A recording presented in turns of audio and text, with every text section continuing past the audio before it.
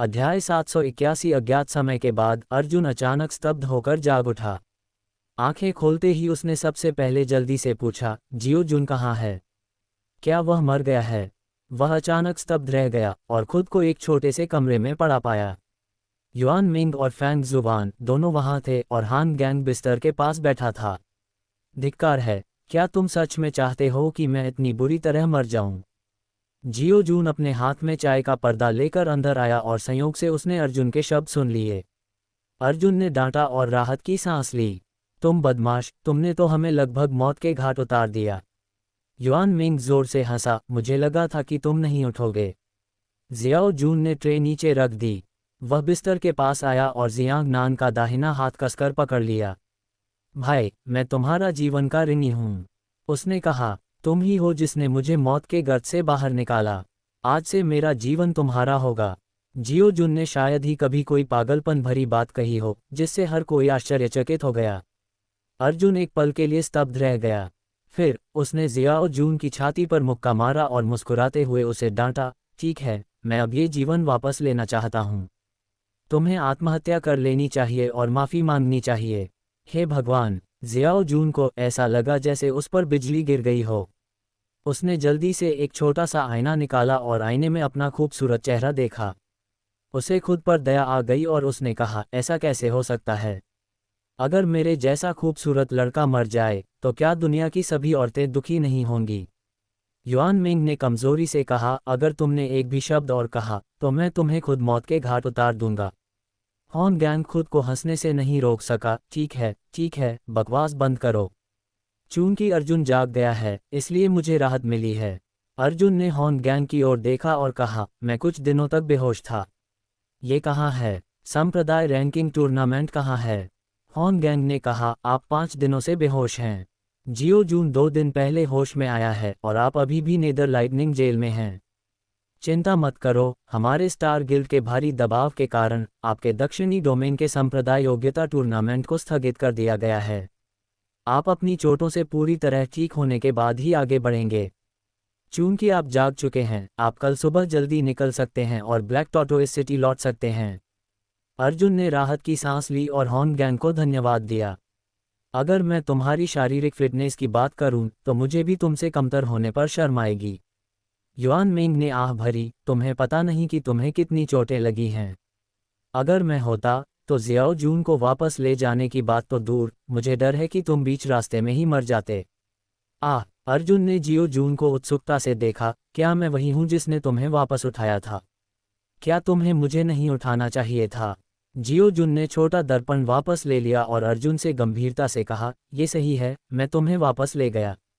तुम्हें मेरा शुक्रिया अदा करना चाहिए।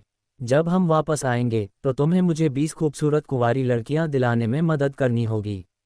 समझे? इससे पहले कि अर्जुन कुछ प्रतिक्रिया दे पाता, जियो जून ने अपना पेट ढक लिया और कहा, अयो, ये युवा स्वामी भूखा है। बाहर खाने का समय हो गया है। जल्दी से खा लो। ये कहकर वह बदमाश एक झटके में भाग गया। युआन मिंग ने आह भरी और कहा, अर्जुन, आराम करो। मैं भी बाहर खाना खाने जाऊंगा और इस छोटे से कमीने जियाओ जून का ख्याल रखूंगा। स्टार गिल्ड के रक्षकों में काफ़ी महिलाएं हैं। मुझे ये सुनिश्चित करना होगा कि उन्हें जियाओ जून से कोई नुकसान न पहुंचे। मैं बाद में आपके लिए शराब और मांस लाऊंगा। अर्जुन ने ऐसा गहराई से सोचा। युआन मिंग के जाने के बाद फैंग शुवान स्टूल हटाकर अर्जुन के पास बैठ गया। उसने अर्जुन को ऐसे देखा जैसे किसी नए जीव को देख रहा हो। अर्जुन को अचानक कुछ याद आया। उसने कहा, ठीक है फैंग जुवान, तुम्हें मेरे लिए कुछ देखना है। हालांकि मुझे जानकार माना जा सकता है, लेकिन मैं जुबानदाव पेशे में कुशल नहीं हूँ। इसमें तुम मुझसे बेहतर हो। अर्जुन ने अजीब काला हीरा निकाला। फैंग शुवान ने काले हीरे को हाथ में लिया और उसका वजन किया। फिर उसने अपनी युआन क्यूई से उसे एक 2 तरफा चापाकार दर्पण में संघनित कर दिया। दर्पण के माध्यम से उसने रत्न को बड़ा किया और उसे काफी देर तक ध्यान से देखा। मैंने उसे पहले कभी नहीं देखा है। आधे दिन बाद फैंग जुबान ने अपना सिर हिलाया। अर्जुन निराश हो गया, क्या तुम इस चीज को पहचान भी नहीं सकते? फैंग जुबान जुवानमिंग संप्रदाय का एक प्रमुख शिष्य था और उसे सभी प्रकार की चीजों की गहन समझ थी। यदि वह ये भी नहीं बता पाता कि वह क्या है, तो दुनिया में ऐसे बहुत कम लोग होंगे जो उसे पहचान सकें। फेंग जुबान ने उत्सुकता से पूछा, ये तुम्हें कहाँ से मिला?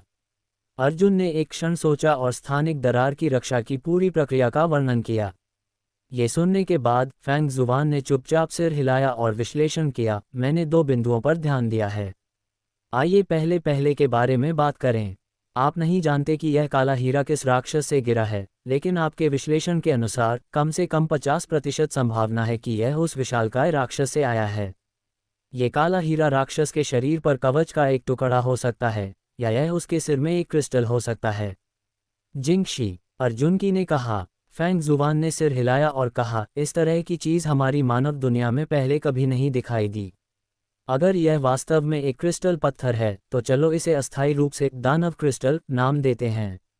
आपने जिस विशाल रसातल शैतान का वर्णन किया है वह पारगेटरी स्तर से ऊपर होना चाहिए। अर्जुन ने कहा, पारगेटरी स्तर से ऊपर? लेकिन मुझे नहीं लगता कि एबिस डेविल विशेष रूप से भयानक है।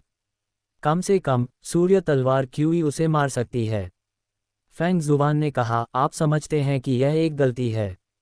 जितना ऊंचा पद उतना ही ऊंचा क्षेत्र। पद केवल उनका नस्लीय पदानुक्रम है। दुर्लभ स्तर के राक्षसों के पास स्वर्ग मूल क्षेत्र या यहाँ तक कि स्वर्ग स्क्रय क्षेत्र भी होता है, जबकि पारगेटरी स्तर के राक्षसों के पास स्वर्ग मूल क्षेत्र या स्वर्ग मूल क्षेत्र भी होता है। मैं समझ गया तुम्हारा क्या मतलब है। अर्जुन ने सिर हिलाया, तुमने कहा था कि विशाल दानव राक्षसों की एक उच्च स्तरीय जाति है, लेकिन उसका क्षेत्र अभी बहुत ऊंचा नहीं हुआ है। यही तो मेरा मतलब था। फेंग शुवान काले हीरे से खेलते हुए बोला, क्या तुम्हें इसे मुझे उधार देने में कोई आपत्ति है? मैं इसके गुणों को परखने के लिए हर तरह के तरीके अपनाना चाहता हूँ। बस ले लो। अर्जुन ने लापरवाही से अपना हाथ हिलाया। फेंग जुबान ने सिर हिलाया और कहा, दूसरा बिंदु वह बिजली से बचने का उपाय है जिसका आपने उल्लेख किया था। आपके वर्णन से मुझे पता चला कि आपके लाइटनिंग एस्केप में पदार्थ को भेदने की क्षमता है, लेकिन ये जीवन रूपों को भेदने में असमर्थ है। यदि आपके मन में शून्य पत्थर वास्तव में मौजूद है तो उसमें ऐसी कोई विशेषता नहीं होनी चाहिए। हाँ, अर्जुन ने विचारपूर्वक कहा, शून्य पत्थर मुझे सभी पत्थरों, पेड़ों, युआन की बाधाओं को भेदने की अनुमति दे सकते हैं, लेकिन मानव शरीर में प्रवेश नहीं कर सकते। ये भी वही है जिसके बारे में मैंने कभी नहीं सोचा था। फेंग जुबान ने कहा, मुझे लगता है शून्य पत्थर में स्वयं बुद्धि नहीं होती, बल्कि वह तुम्हारे जैसे मनुष्य के सिर में मौजूद होता है। यह आपके और अन्य जीवन रूपों के बीच अंतर नहीं बता सकता, इसलिए इसने सभी जीवन रूपों में प्रवेश करने से इनकार कर दिया। अन्यथा जब आप लाइटनिंग एस्केप का उपयोग करेंगे तो आपका शरीर स्वचालित रूप से विघटित हो जाएगा और प्रकृति में विलीन हो जाएगा। तुम्हारा क्या मतलब है? अर्जुन अचानक चौंक गया। फेंग जुबान ने सिर हिलाया, अगर हमारे पास आपकी आत्मा को मजबूत करने का कोई तरीका है तो अपनी आत्मा को चुनाव करने में मदद करने दें। उस स्थिति में शून्य पत्थर न केवल आपको 1 सेकंड में 100 मील तक चलने की क्षमता देगा, बल्कि यह आपको दुनिया के साथ सीधे विलय करने की भी अनुमति देगा और गायब होने की अत्यंत अल्पकालिक क्षमता भी देगा। दूसरे शब्दों में, आप अस्थायी रूप से अस्तित्व में नहीं रह सकते। अर्जुन चौंक गया, ये फिलहाल मौजूद नहीं है। क्या इसका मतलब यह नहीं है मैं किसी भी हमले को तुरंत चकमा दे सकता हूँ? हाँ, फेंग जुबान ने सिर हिलाया।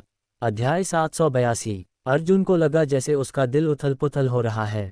उसने शून्य पत्थर तो पा लिया था, लेकिन उसे समझ नहीं आ रहा था कि शून्य पत्थर में और गहराई तक कैसे जाए। आज तक ऐसा नहीं था कि फेंग जुबान ने शून्य पत्थर का उल्लेख किया था कि अर्जुन को अचानक ज्ञान प्राप्त हुआ था। फिर फेंग जुबान ने विश्लेषण जारी रखा, शून्य पत्थर ने जो प्रभाव आप पर डाला है वह आपको थोड़े समय में ही पलायन की स्थिति में प्रवेश करने की अनुमति देता है। सामान्य परिस्थितियों में इस समयावधि को 1 सेकंड के बराबर आंका जा सकता है। यदि आप शून्य पत्थर को और अधिक नियंत्रित कर सकें तो आपके गायब होने में लगभग 1 सेकंड का समय लगेगा। हालांकि यह बहुत छोटा लगता है, लेकिन ये सेकंड आपकी जान बचा सकता है, और यहाँ तक कि जब आप गायब हो जाते हैं तो आपको स्वर्गीय क्लेश क्षेत्र विशेषज्ञ के घातक प्रहार से भी बचा सकता है। अर्जुन के स्तब्ध भाव को देखते हुए फेंग जुबान रुका और बोला, सैद्धांतिक रूप से कहें तो गायब होना अस्तित्व में न होने के बराबर है, और यहाँ तक कि एक स्वर्गीय क्लेश क्षेत्र विशेषज्ञ भी किसी ऐसी चीज पर हमला करने में असमर्थ है जो अस्तित्व में ही न हो। अर्जुन ने एक लंबी सांस ली और कहा, तो मुझे क्या करना चाहिए? फेंग जुबान ने एक पल सोचा और कहा, यह अफसोस की बात है कि शून्य पत्थर आपके सिर से नहीं निकाला जा सकता। बेशक अगर आप अपना जीवन बलिदान करने को तैयार हैं तो मैं ये कर सकता हूँ। अगर आप इनकार करते हैं तो मेरी सलाह है कि आप अपनी आत्मिक शक्ति को विकसित करें, उसे और मजबूत आध्यात्मिक शक्ति से स्पर्श करें और हर तरह के प्रयास करें। बेशक इसमें खतरे भी हो सकते हैं। मैं आपको केवल सुझाव दूंगा, आप तय कर सकते हैं कि क्या करना है। फैंग जुबान खड़ा हुआ और बोला, माफ़ कीजिए, मैं काले हीरे के गुणों का अध्ययन करने जा रहा हूँ। फैंग शुबान के जाने के बाद अर्जुन एक स्वप्न की तरह जाग उठा। उसने भौहें चढ़ाईं और मन ही मन बुदबुदाया, आत्मा की शक्ति को मजबूत करने से क्या मैं गहनताओं की साधना नहीं कर पाऊंगा? भूल जाओ, चलो एक एक कदम उठाते हैं। अगर हमें ऐसी गोली मिल जाए जो हमारी दिव्य आत्मा की क्षमता को बढ़ा सके तो हमें उसे पाने का तरीका सोचना होगा। युआन मिंग वापस आया और अर्जुन भुना हुआ मांस और शराब के 2 जार लाया। अर्जुन ने उठने की कोशिश की और कहा, क्या अंधेरा हो गया है? चलो बाहर चलते हैं और टहलते हैं, मुझे तुमसे कुछ कहना है। युआन मिंग की आंखें हिल गईं और वह शराब का जार और अर्जुन लेकर बाहर आ गया। बाहर अंधेरा था और दूर आकाश में अभी भी गड़गड़ाहट और बिजली चमक रही थी। वे दोनों 100 मीटर ऊंची शहर की दीवार पर बैठ गए और अपने पैर हवा में लहराने लगे। इससे पहले कि अर्जुन कुछ कह पाता, युआन मिंग ने आह भरी और कहा, जलता हुआ स्टील का रूप मुझे पागल कर देगा। अर्जुन ने युआन मिंग को गंभीरता से देखा और कहा, अगर यह ऐसा ही था तो आपको जलते हुए स्टील के रूप में इतना मजबूत प्रतिरोध नहीं दिखाना चाहिए था। यदि कारण असहनीय अतीत है तो आप इसे भूल सकते हैं। युआन मिंग ने अपने मुंह में शराब का एक बड़ा घूंट भरा। उसने ऊपर काले बादलों की ओर देखा और पाया कि उसका चेहरा कुछ दर्दनाक यादों में डूब गया था। उन्होंने कहा, मेरा क्षेत्र बहुत नीचा है और मैं परिवर्तन के चौथे चरण को नियंत्रित नहीं कर सकता। 4 सितारों को लौटाने की मेरी प्रतिभा मेरे स्वर्गीय युआन क्षेत्र पर एक शक्तिशाली दबाव है। मेरे स्वामी ने एक बार मुझसे इस विषय पर चर्चा की थी, लेकिन उस समय मैं इतना छोटा था कि मैंने उसकी बात सुनने से इनकार कर दिया। मैं चुपचाप स्टासिया संप्रदाय से बाहर भाग गया और जानबूझकर जंगल में अपने परिवर्तन के चौथे चरण को सक्रिय कर दिया। अर्जुन ने बिना बीच में बोले ध्यान से सुना। युआन मिंग की आंखों में आत्मदोष की गहरी भावना उभर आई। जब मैं उठा तो मैंने खुद को एक अनजान शहर में पड़ा पाया, उसने कहा, और वह शहर नष्ट हो गया है। कोई भी जीवित नहीं बचा है। शहर जलकर राख हो चुकी आकृतियों से भरा पड़ा है। वे आकृतियां दीवारों और जमीन पर दिखाई देती हैं। अर्जुन अचानक प्रबुद्ध और कंधे पर युआन मिंग थपथपाया, ये भी नहीं पता कि उसे कैसे आराम करना है। युआन मिंग ने अर्जुन की आंखों में देखा और कहा, क्या आप जानते हैं कि हमारे मार्शल कलाकारों को स्वर्ग का आशीर्वाद क्यों प्राप्त है? ऐसा इसलिए नहीं है कि हम पहाड़ों और चट्टानों को तोड़ सकते हैं, बल्कि इसलिए कि हम अपनी उंगलियों के बल पर दूसरे लोगों के परिवारों को नष्ट कर सकते हैं। मैं उस शहर को नहीं जानता, मुझे तो मरने वालों के नाम भी नहीं पता, लेकिन जब मैंने नियंत्रण खो दिया तो वे सभी मारे गए। युआन मिंग ने दांत पीसते हुए कहा, उस दिन के बाद से मुझे एहसास हुआ है कि मेरी प्रतिभा एक बहुत बड़ा पाप है। मैं अक्सर रात में बुरे सपने देखकर जाग जाता हूँ और अपने दिल में अपराध बोध के कारण मुझे मौत तक यातना दी जाती है। मैं अपने आप से शपथ लेता हूँ कि मैं कभी भी जलते हुए स्टील के रूप का उपयोग नहीं करूँगा, जब तक ये लांतियन तुम्हें किसी और की जान लेने की धमकी न दे। अर्जुन ने आह भरते हुए कहा, तुम अपने दिल में पीड़ा महसूस कर सकते हो। इसका मतलब है कि तुम्हारा ज़मीर अभी भी बाकी है। तुम उन गहन आकाश संप्रदाय के दरिंदों से अलग हो जो बिना पलक झपकाए मार डालते हैं। मैंने आत्महत्या कर ली। युआन मिंग दुखी होकर हंसा 3 बार। उसने अपना चोगा उठाया। उसकी छाती पर, दिल पर 3 गहरे घाव थे। मेरे गुरु ने मुझे 2 बार ढूंढा और बचाया। एक और बार मेरे शरीर में अचानक आत्मरक्षा की प्रतिक्रिया हुई। मेरा हृदय जलते हुए इस्पात में बदल गया और तलवार टूट गई।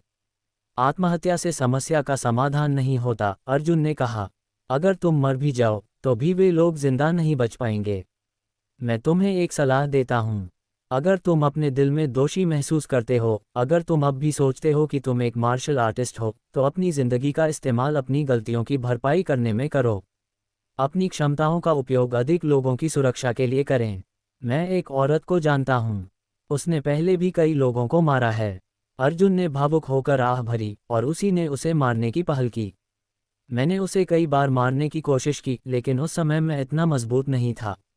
बाद में मुझे एहसास हुआ कि वह धीरे धीरे बदल रही थी, क्योंकि उसके परिवर्तन ने स्वर्गीय शैतान धर्म की बुरी योजनाओं को कम कर दिया था।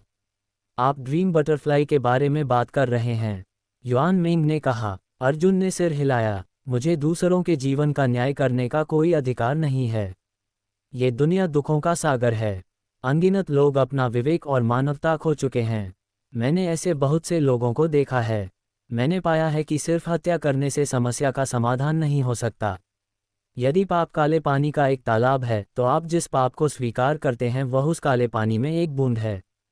तो फिर अपने आप को नष्ट करने और काले पानी में से केवल एक बूंद भी गायब छोड़ने के बजाय आप अपने आसपास के पानी को सफ़ेद रंग में रंगने के लिए हर संभव प्रयास क्यों नहीं करते? युआन मिंग ने राहत की लंबी सांस ली और कहा, मुझे समझाने के लिए शुक्रिया। मैंने इन बातों के बारे में पहले कभी किसी से अपने दिल की बात नहीं कही थी। आपसे बात करने के बाद मैं बहुत ज़्यादा सुकून महसूस कर रही हूँ और जान गई हूँ कि जीवन में मेरा लक्ष्य क्या है। अर्जुन मुस्कुराया और बोला, ये वही बात है। मैं दूसरे लोगों के जीवन का न्याय करने के योग्य नहीं हूँ। मैं तो बस सुझाव देने की कोशिश कर रहा हूँ।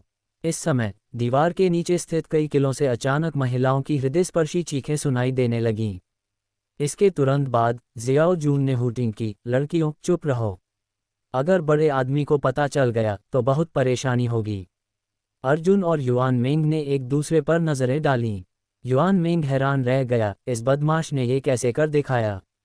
उसने कई महिला गार्डों को धोखा देकर अपना पलड़ा भारी करने में केवल आधा दिन लगाया। अर्जुन को समझ नहीं आ रहा था कि वह हंसे या रोए। लगता है यह उसकी प्रतिभा है। शायद वह सचमुच सुंदर है। युआन मिंग ने अपनी मुट्ठियां रगड़ते हुए कहा, मैं उसकी अच्छी चीज़ों को इतना बर्बाद क्यों करना चाहता हूँ। बोलते हुए वह बार से कूद गया और किले के प्रवेश द्वार पर हॉर्न गैंग की आवाज़ की नकल करते हुए चिल्लाया, तुम क्या कर रहे हो। इस आवाज़ से पूरा किला दहल गया। एक औरत नंगी ही अपने कपड़े बाहों में लिए किले से बाहर भागी। इसके तुरंत बाद दूसरी महिला ने जल्दी से अपने कपड़े पहने और बाहर भाग गई। और फिर तीसरा, चौथा, 10वां, 15वां। युआन मिंग की आंखें लगभग बाहर आ गईं। और अंत में 24वां अध्याय 783। अगली सुबह बड़ा समूह निकलने वाला था। वे नेदर लाइटनिंग जेल से निकलकर ब्लैक टॉर्टोइस सिटी लौटना चाहते थे। जियो जून तरोताज़ा हो गया। हालांकि युआन मिंग ने कल रात उसका रोमांस बर्बाद कर दिया था, लेकिन इससे उसके अच्छे मूड पर कोई असर नहीं पड़ा। टीम के जाने से पहले अर्जुन, युआन मिंग, जियो जून और फैंग जुवान ने अपने वाइन ग्लास उठाए और नेदर लाइटनिंग जेल का सामना किया। शेन लियांग के लिए अर्जुन की अभिव्यक्ति भारी थी क्योंकि उसने शराब को जमीन पर छिड़क दिया था। शेन लियांग के लिए युआन मिंग और अन्य लोगों ने भी एक साथ कहा और शराब प्याले में गिर गई। इसके बाद वे स्टील के जहाज पर चढ़ गए और धीरे धीरे नेदर लाइटनिंग जेल से बाहर निकल गए। उसके पीछे हॉर्न गैंग और उसके गार्डों ने अर्जुन और अन्य लोगों को अलविदा कहा। वे असली हीरो हैं। अर्जुन ने ईमानदारी से आह भरी जब उसने खिड़की से हॉर्न गैंग और अन्य लोगों को देखा जो धीरे धीरे दूर जा रहे थे। हाँ, उसके बगल में युआन मिंग ने भारी स्वर में सिर हिलाया, हम बस नेदर लाइटनिंग जेल से आए राहगीर हैं। वे इस जगह की रक्षा करने वाले नायक हैं। उन्होंने अपने देश और लोगों की रक्षा के लिए इस अंधेरी धरती पर अपना जीवन और खून बहाया है। जुबान किंगजू मुख्य हॉल में पहुंचे और संप्रदायों के बीच लड़ाई के परिणामों की घोषणा की। प्रतियोगिता को 2 मिशनों में विभाजित किया गया था। पहला मिशन था स्थानिक दरार की मरम्मत करना और आधे प्रतियोगियों को बाहर करना। उनमें से केवल 520 ही नेदर लाइटनिंग जेल से बच पाए। इस बार 260 प्रतिभागियों को बाहर कर दिया गया, जिनमें 100 से अधिक प्रतिभागी भी शामिल थे जो चैलेंजर कैंप में वापस आ गए थे। उनमें से कोई भी मिशन पूरा नहीं कर सका। इसके अलावा अर्जुन पहले, यू डोंगहाई दूसरे और डुआनमू वुजी तीसरे स्थान पर रहे। युआन मिंग ने बीच में कार्य पूरा कर लिया और जियो जून सबसे खतरनाक है, अंत में रैंक किया जा सकता है, उसे समाप्त कर दिया जाना चाहिए था। हालांकि चूंकि उसकी स्थानिक दरार में एक अजीब बदलाव आया था, इसलिए उसे ठीक करना बहुत मुश्किल हो गया था। स्टार गिल्ड के दबाव में जुबान किंगजू केवल एक अपवाद ही बना सका और जियाओ जून को आगे बढ़ने दिया। फैंग शुवान की अंतरिक्षीय दरार शेन लियांग की मदद से पूरी हुई। दुर्भाग्य से शेन लियांग हमेशा के लिए नेदर लाइटनिंग जेल में ही रहा और कभी वापस नहीं लौट सका। हमारे पास अभी भी 260 लोग हैं। जुबान किंगजू धीरे धीरे भीड़ के सामने आया और बोला, अगले मिशन का आधा हिस्सा अभी भी खत्म हो जाएगा, यानी 130 लोग आगे बढ़ेंगे। इन 2 मिशनों के पूरा होने के बाद हम संप्रदाय रैंकिंग टूर्नामेंट के अंतिम चरण के लिए दक्षिणी डोमेन में लौटेंगे और अंतिम जीत या हार के लिए प्रतिस्पर्धा करेंगे। बिल्कुल। जुबान किंगजू ने अर्जुन की ओर देखा और कहा, अगर तुम चारों परिस्थितिजन्य प्रतियोगिता के अंतिम मिशन में बाहर हो गए तो संप्रदाय रैंकिंग प्रतियोगिता समाप्त हो जाएगी। समझे? अगला मिशन क्या है? फेंग जुबान ने पूछा। जुबान किंगजू ने कहा, मैं अभी आपको यह नहीं बता सकता। ब्लैक टॉर्टोइस सिटी लौटने के बाद मैं स्टार गिल्ड से संपर्क करना जारी रखूंगा। मिशन की पुष्टि होने के बाद हम उस समय इस बारे में बात करेंगे। समय धीरे धीरे बीतता गया। विशालकाय स्टील का जहाज काले कछुए वाले शहर के बाहर रुका।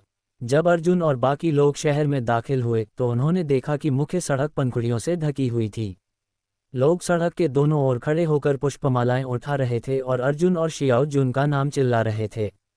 इस दृश्य ने अर्जुन और अन्य लोगों को अचंभित कर दिया।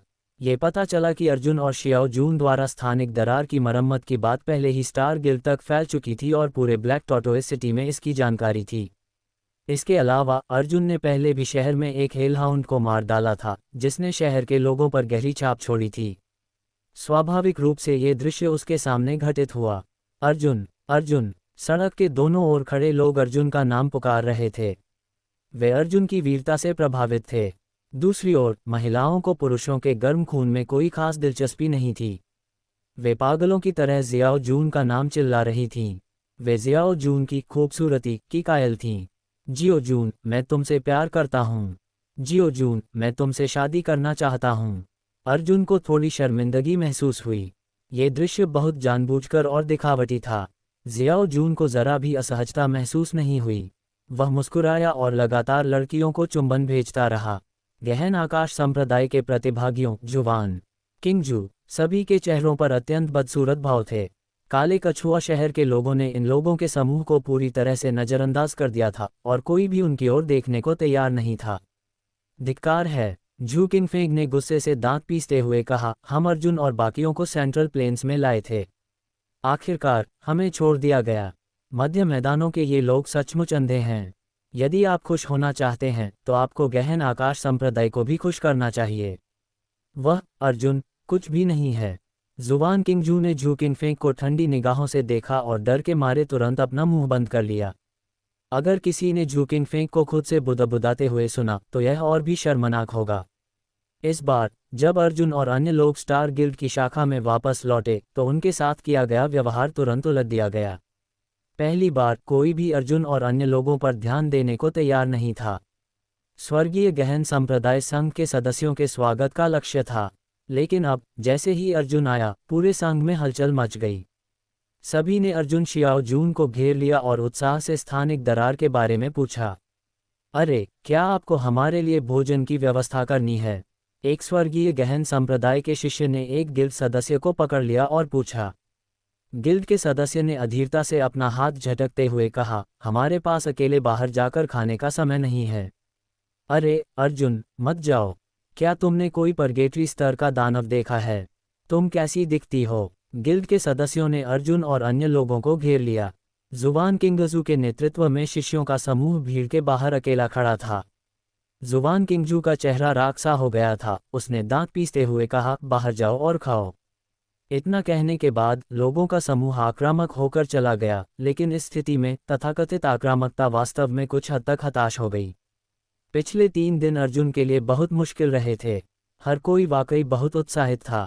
3 दिन बाद जुबान किंगजू दूसरे चरण और अंतिम मिशन के साथ वापस लौटा। उन्होंने सभी प्रतिभागियों को इकट्ठा किया और मिशन का विवरण घोषित किया। यह मिशन अपेक्षाकृत जटिल है। मध्य महाद्वीप के बाहर भूले हुए समुद्र में सितारों की तरह बिखरे हुए असंख्य द्वीप हैं। हमें निश्चित जानकारी मिली है कि उन द्वीपों पर कई काली ताकतों का गढ़ है। उनमें से ज़्यादातर उच्च स्तरीय मार्शल कलाकारों के गढ़ हैं। उन्हें स्टार गिल्ड ने उखाड़ फेंका है। शेष बिखरे हुए गढ़ों में हमें बिना किसी को सचेत किए चुपके से घुसकर हमला करना होगा। ये गढ़ किस लिए हैं? जियो जुन ने उत्सुकता से पूछा। जुबान किंगजू ने जियाओ जून की ओर देखा और कहा, सेंट्रल प्लेन्स उतना शांत नहीं है जितना हमने देखा है। स्टार गिल्ड के अलावा वहाँ बेहद क्रूर अंधेरी ताकतें भी हैं। राक्षसों से बेहतर तरीके से निपटने के लिए स्टार गिल्ड पकड़े गए राक्षसों को अनुसंधान के लिए वापस ले जाएगा। इस प्रक्रिया के दौरान अंधेरे बलों ने एक बार एस्कॉर्ट टीम को रोक लिया और काफ़ी संख्या में राक्षसों को छीन लिया। अध्याय 784। जुबान किंगजू के परिचय के बाद सभी को अंततः इसके पीछे का कारण समझ में आ गया। मध्य मैदानों में मौजूद अंधेरी ताकतें दानव क्षेत्र की ओर लगातार बढ़ रही थीं। उन्होंने दानव का अपहरण कर लिया और छुपने के लिए भूले हुए समुद्री द्वीपों में भाग गए। अंधेरे ताकतों के कुछ शक्तिशाली विशेषज्ञों को स्टार गिल्ड द्वारा पहले ही मार दिया गया था। बेशक इसका मतलब उन सभी से नहीं था, बल्कि केवल उन अंधेरी ताकतों से था जो राक्षसों को लूटने में विशेषज्ञ थीं। इस बार अर्जुन और अन्य लोगों का मिशन था एकांत द्वीप के गढ़ में प्रवेश करना और उन राक्षसों को वापस लाना जिन्हें वहां से ले जाया गया था। अगर परिस्थितियां उन्हें मजबूर करतीं तो वे राक्षसों को सीधे मार भी सकते थे।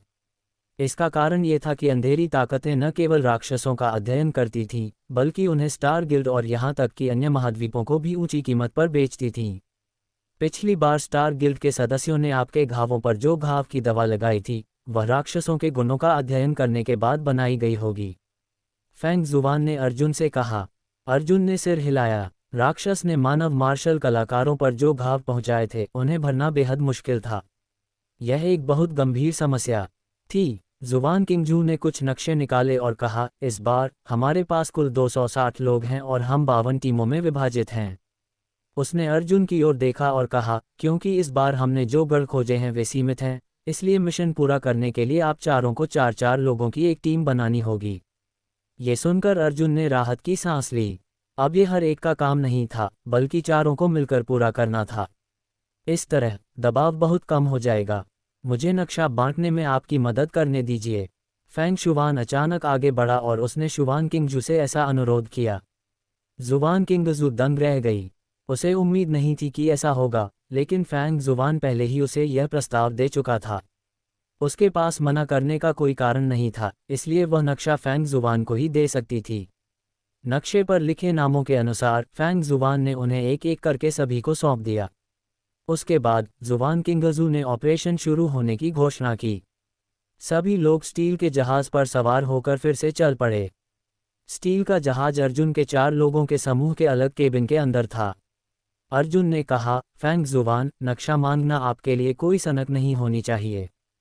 फेंग जुबान ने कैंडी का एक टुकड़ा उसके मुंह में फेंक दिया और कहा, स्थानिक दरार के अचानक फटने से पहले क्या जियो जुन ने आकाश में उड़ती हुई एक आकृति देखी थी? क्या तुमने ऐसा कहा था? हर कोई इस बात को लेकर उत्सुक था कि इसका फेंग शुवान द्वारा नक्शा बांटने से क्या संबंध है। जियो जुन ने सिर हिलाया, हाँ, मैंने इसे देखा। फेंग जुबान ने भावशून्यता से कहा, अगर मुझे सही से याद है तो हॉन गैंग ने कहा था कि एक दिव्य मार्शल क्षेत्र विशेषज्ञ स्थानिक दरार का विस्तार कर सकता है। तुम्हारा मतलब है? अर्जुन की अभिव्यक्ति बदल गई। फेंग जुबान ने सिर हिलाया, महिला राक्षसियां पहले से ही दुर्लभ हैं। फेंग जुबान ने पहले भी एक को देखा था और उसे मार डाला था। इसके अलावा ऐसी कोई महिला राक्षसी इतने कम समय में स्थानिक दरार को तुरंत नष्ट नहीं कर सकती। यह इतना बड़ा है कि इसमें से सैकड़ों राक्षस बाहर निकल सकते हैं। क्या मतलब है तुम्हारा? मुझे और साफ साफ बताओ। युआन मिंग की समझने की क्षमता कमजोर थी और उसने दुखी होकर कहा। फेंग जुबान ने सिर हिलाया, उत्तर पूर्व में स्थानिक दरार जुबान किंगजू द्वारा फाड़ दी गई थी। वह एक उच्च जाति के राक्षसों को पकड़ना चाहती है। क्या वह इतनी बोल्ड है? युआन मिंग और जियो जून दोनों हैरान रह गए। फेंग जुबान ने कहा, हालांकि उसे जियो जून के लौटने की उम्मीद नहीं थी। नतीजतन वह स्थानिक दरार की रक्षा करने में असमर्थ थी और केवल हार मानने का विकल्प चुन सकती थी। युआन मिंग ने कहा, उसने जियाओ जून को चुप कराने के लिए उसे मार क्यों नहीं दिया? फेंग जुबान ने समझाया, क्योंकि वह ऐसा नहीं कर सकती। अन्यथा स्थानिक दरार नियंत्रण से बाहर हो जाएगी। जब कोई उच्च स्तर का दानव प्रकट होगा तो वह भी मर जाएगी। तो इस बार फेंग जुबान ने नक्शा खोला और एक द्वीप पर छोटे लाल बिंदु की ओर इशारा करते हुए कहा, स्टार गिल्ड के वर्तमान 52 गढ़ों की देखभाल हमने की है। अगर मैं गलत नहीं हूं तो जुबान किंगजू अपने सक्षम जनरलों को राक्षसों को छीनने के लिए भेजेगा। दूसरे शब्दों में, हमारा दुश्मन सिर्फ मध्य मैदानों में मौजूद अंधेरी ताकतें नहीं हैं। जो वास्तव में राक्षसों को छीनना चाहता है वह वास्तव में गहन आकाश संप्रदाय है। तो तुमने उनका नक्शा देखा? अर्जुन को अचानक एहसास हुआ। उसने अपनी उंगली चटकाई। जब तक हमें यू डोंगहाई के मिशन का स्थान पता है, हम उनके कार्यों को नष्ट कर सकते हैं। फेंग जुबान ने कहा, यह ऐसा ही है, और मेरे पास ये संदेह करने का हर कारण है कि संप्रदाय रैंकिंग प्रतियोगिता का दूसरा चरण सेंट्रल प्लेन्स में आयोजित किया गया था। ऐसा इसलिए नहीं है कि हम सेंट्रल प्लेन्स के मार्शल कलाकारों की ताकत देखना चाहते हैं और उनसे अनुभव प्राप्त करना चाहते हैं, बल्कि इसलिए कि द प्रोफाउंड स्काई सेक्ट शुरू से ही उच्च स्तरीय राक्षसों को निशाना बनाता रहा है। तथाकथित central plains situation competition the profound sky sect के लिए एक आवरण मात्र है। हे भगवान, ये तो बहुत बड़ी साजिश है। युआन मिंग को लगा कि उसकी खोपड़ी सुन्न हो गई है। गहन आकाश संप्रदाय ने स्टार गिल्ड के साथ खेलने की भी हिम्मत की है। फैंग शुवान ने नक्शे पर एक द्वीप चिन्हित किया और कहा, यू डोंगहाई और अन्य लोगों का मिशन यही है। आप उन्हें रोकना चाहते हैं या नहीं, इस पर आपको आपस में चर्चा करनी चाहिए। बिल्कुल, अर्जुन ने मेज पटक दी और कहा, गहन आकाश संप्रदाय में पहले से ही कुछ लोग हैं जिन्होंने राक्षस का शरीर प्राप्त कर लिया है। अगर उन्हें और राक्षसों को पकड़ने दिया गया तो ये परेशानी का सबब बन जाएगा। असली कुंजी यह है। फैंग जुबान एक पल के लिए रुका और बोला, अगर हम उन्हें परगेटरी स्तर से ऊपर के राक्षसों को पकड़ने देंगे तो क्वालिफाइंग टूर्नामेंट जीतने की हमारी संभावना शून्य हो जाएगी। सूखा। युआन मिंग ने अपनी मुट्ठी लहराए और कहा, एक बार जब हम उतरेंगे तो मैं अर्जुन का पीछा करते हुए यू डोंगहाई के मिशन स्थान पर जाऊंगा। जियो जुन, फैंग जुबान को हमारे अपने मिशन को पूरा करने के लिए ले आओ।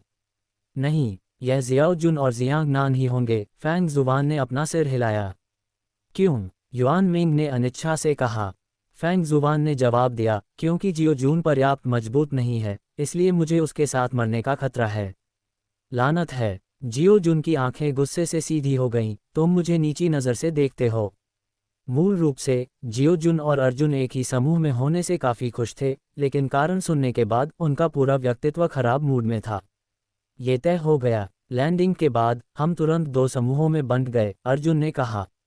विस्मृति का सागर साल भर धुंध में डूबा रहता था, खासकर यहाँ बिखरे हुए द्वीप जिनकी संख्या लगभग 1 लाख थी।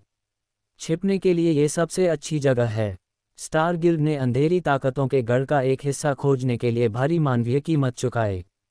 इस तरह की जानकारी बेहद कीमती थी। विशाल स्टील का जहाज असीम सागर के ऊपर रुक गया। जुबान किंगजू ने मिशन का अंतिम परिचय देते हुए कहा, यह मिशन सिर्फ 3 दिनों का है।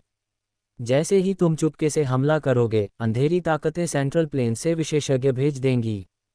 अतः 3 दिनों के भीतर यदि आपकी कोई भी टीम राक्षसों को पुनः पकड़ने में असफल रहती है या अंधेरे बलों द्वारा सफलतापूर्वक हटा दी जाती है तो उन्हें असफल माना जाएगा। ठीक है, चलो चलें। 200 से अधिक प्रतियोगियों ने तुरंत सफ़ेद कपड़े पहने और स्टील के जहाज से कूद पड़े।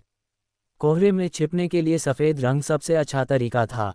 अध्याय 785। अर्जुन और अन्य लोग तेजी से समुद्र की सतह के करीब पहुंचे तथा अपने मिशन स्थल पर यथाशीघ्र पहुंचने का प्रयास किया। इस बार अर्जुन और शियाओ जून को भी नई गोल्डन ईगल आई सौंपी गई, जो किसी भी समय उनकी गतिविधियों को रिकॉर्ड कर उन्हें दक्षिणी डोमेन के 9 फर्मामेंट्स महाद्वीप में वापस भेज सकती थी। फैंग शुवान ने विश्लेषण किया कि यू डोंगहाई ईगल आई के अस्तित्व के कारण व्यक्तिगत रूप से कोई कदम नहीं उठाएगा। उसे खुद को ईगल आई के दायरे में दिखाना होगा और कार्य को उत्कृष्ट रूप से पूरा करना होगा। यू डोंगहाई की टीम के बाकी सदस्यों की बात करें तो उनमें से कम एक तो ईगल आई से छुटकारा पाने का कोई रास्ता निकाल ही लेगा और खुद को अंधेरी ताकतों का भेष बनाकर घुसपैठ कर लेगा। वे यू डोंगहाई के मिशन को अंजाम देने और राक्षसों को भगाने में एक दूसरे का साथ देंगे। इसलिए अर्जुन और जियो जुन को भी यही करना था, ईगल आई से छुटकारा पाना था और यू डोंगहाई के मिशन द्वीप में घुसना था। धीरे धीरे अर्जुन और अन्य लोगों का मिशन द्वीप आ गया। यह विस्मृति के सागर में कोहरे से घिरा एक हरा भरा द्वीप था। बाहर से कुछ भी असामान्य देखना मुश्किल था। बहुत देर हो चुकी थी और धुंधली चांदनी धुंध की परतों के बीच से चमक रही थी, जिससे क्षेत्र में दृश्यता सीमित हो रही थी। वे चारों जंगल में मिले और एक साथ पालती मारकर बैठ गए।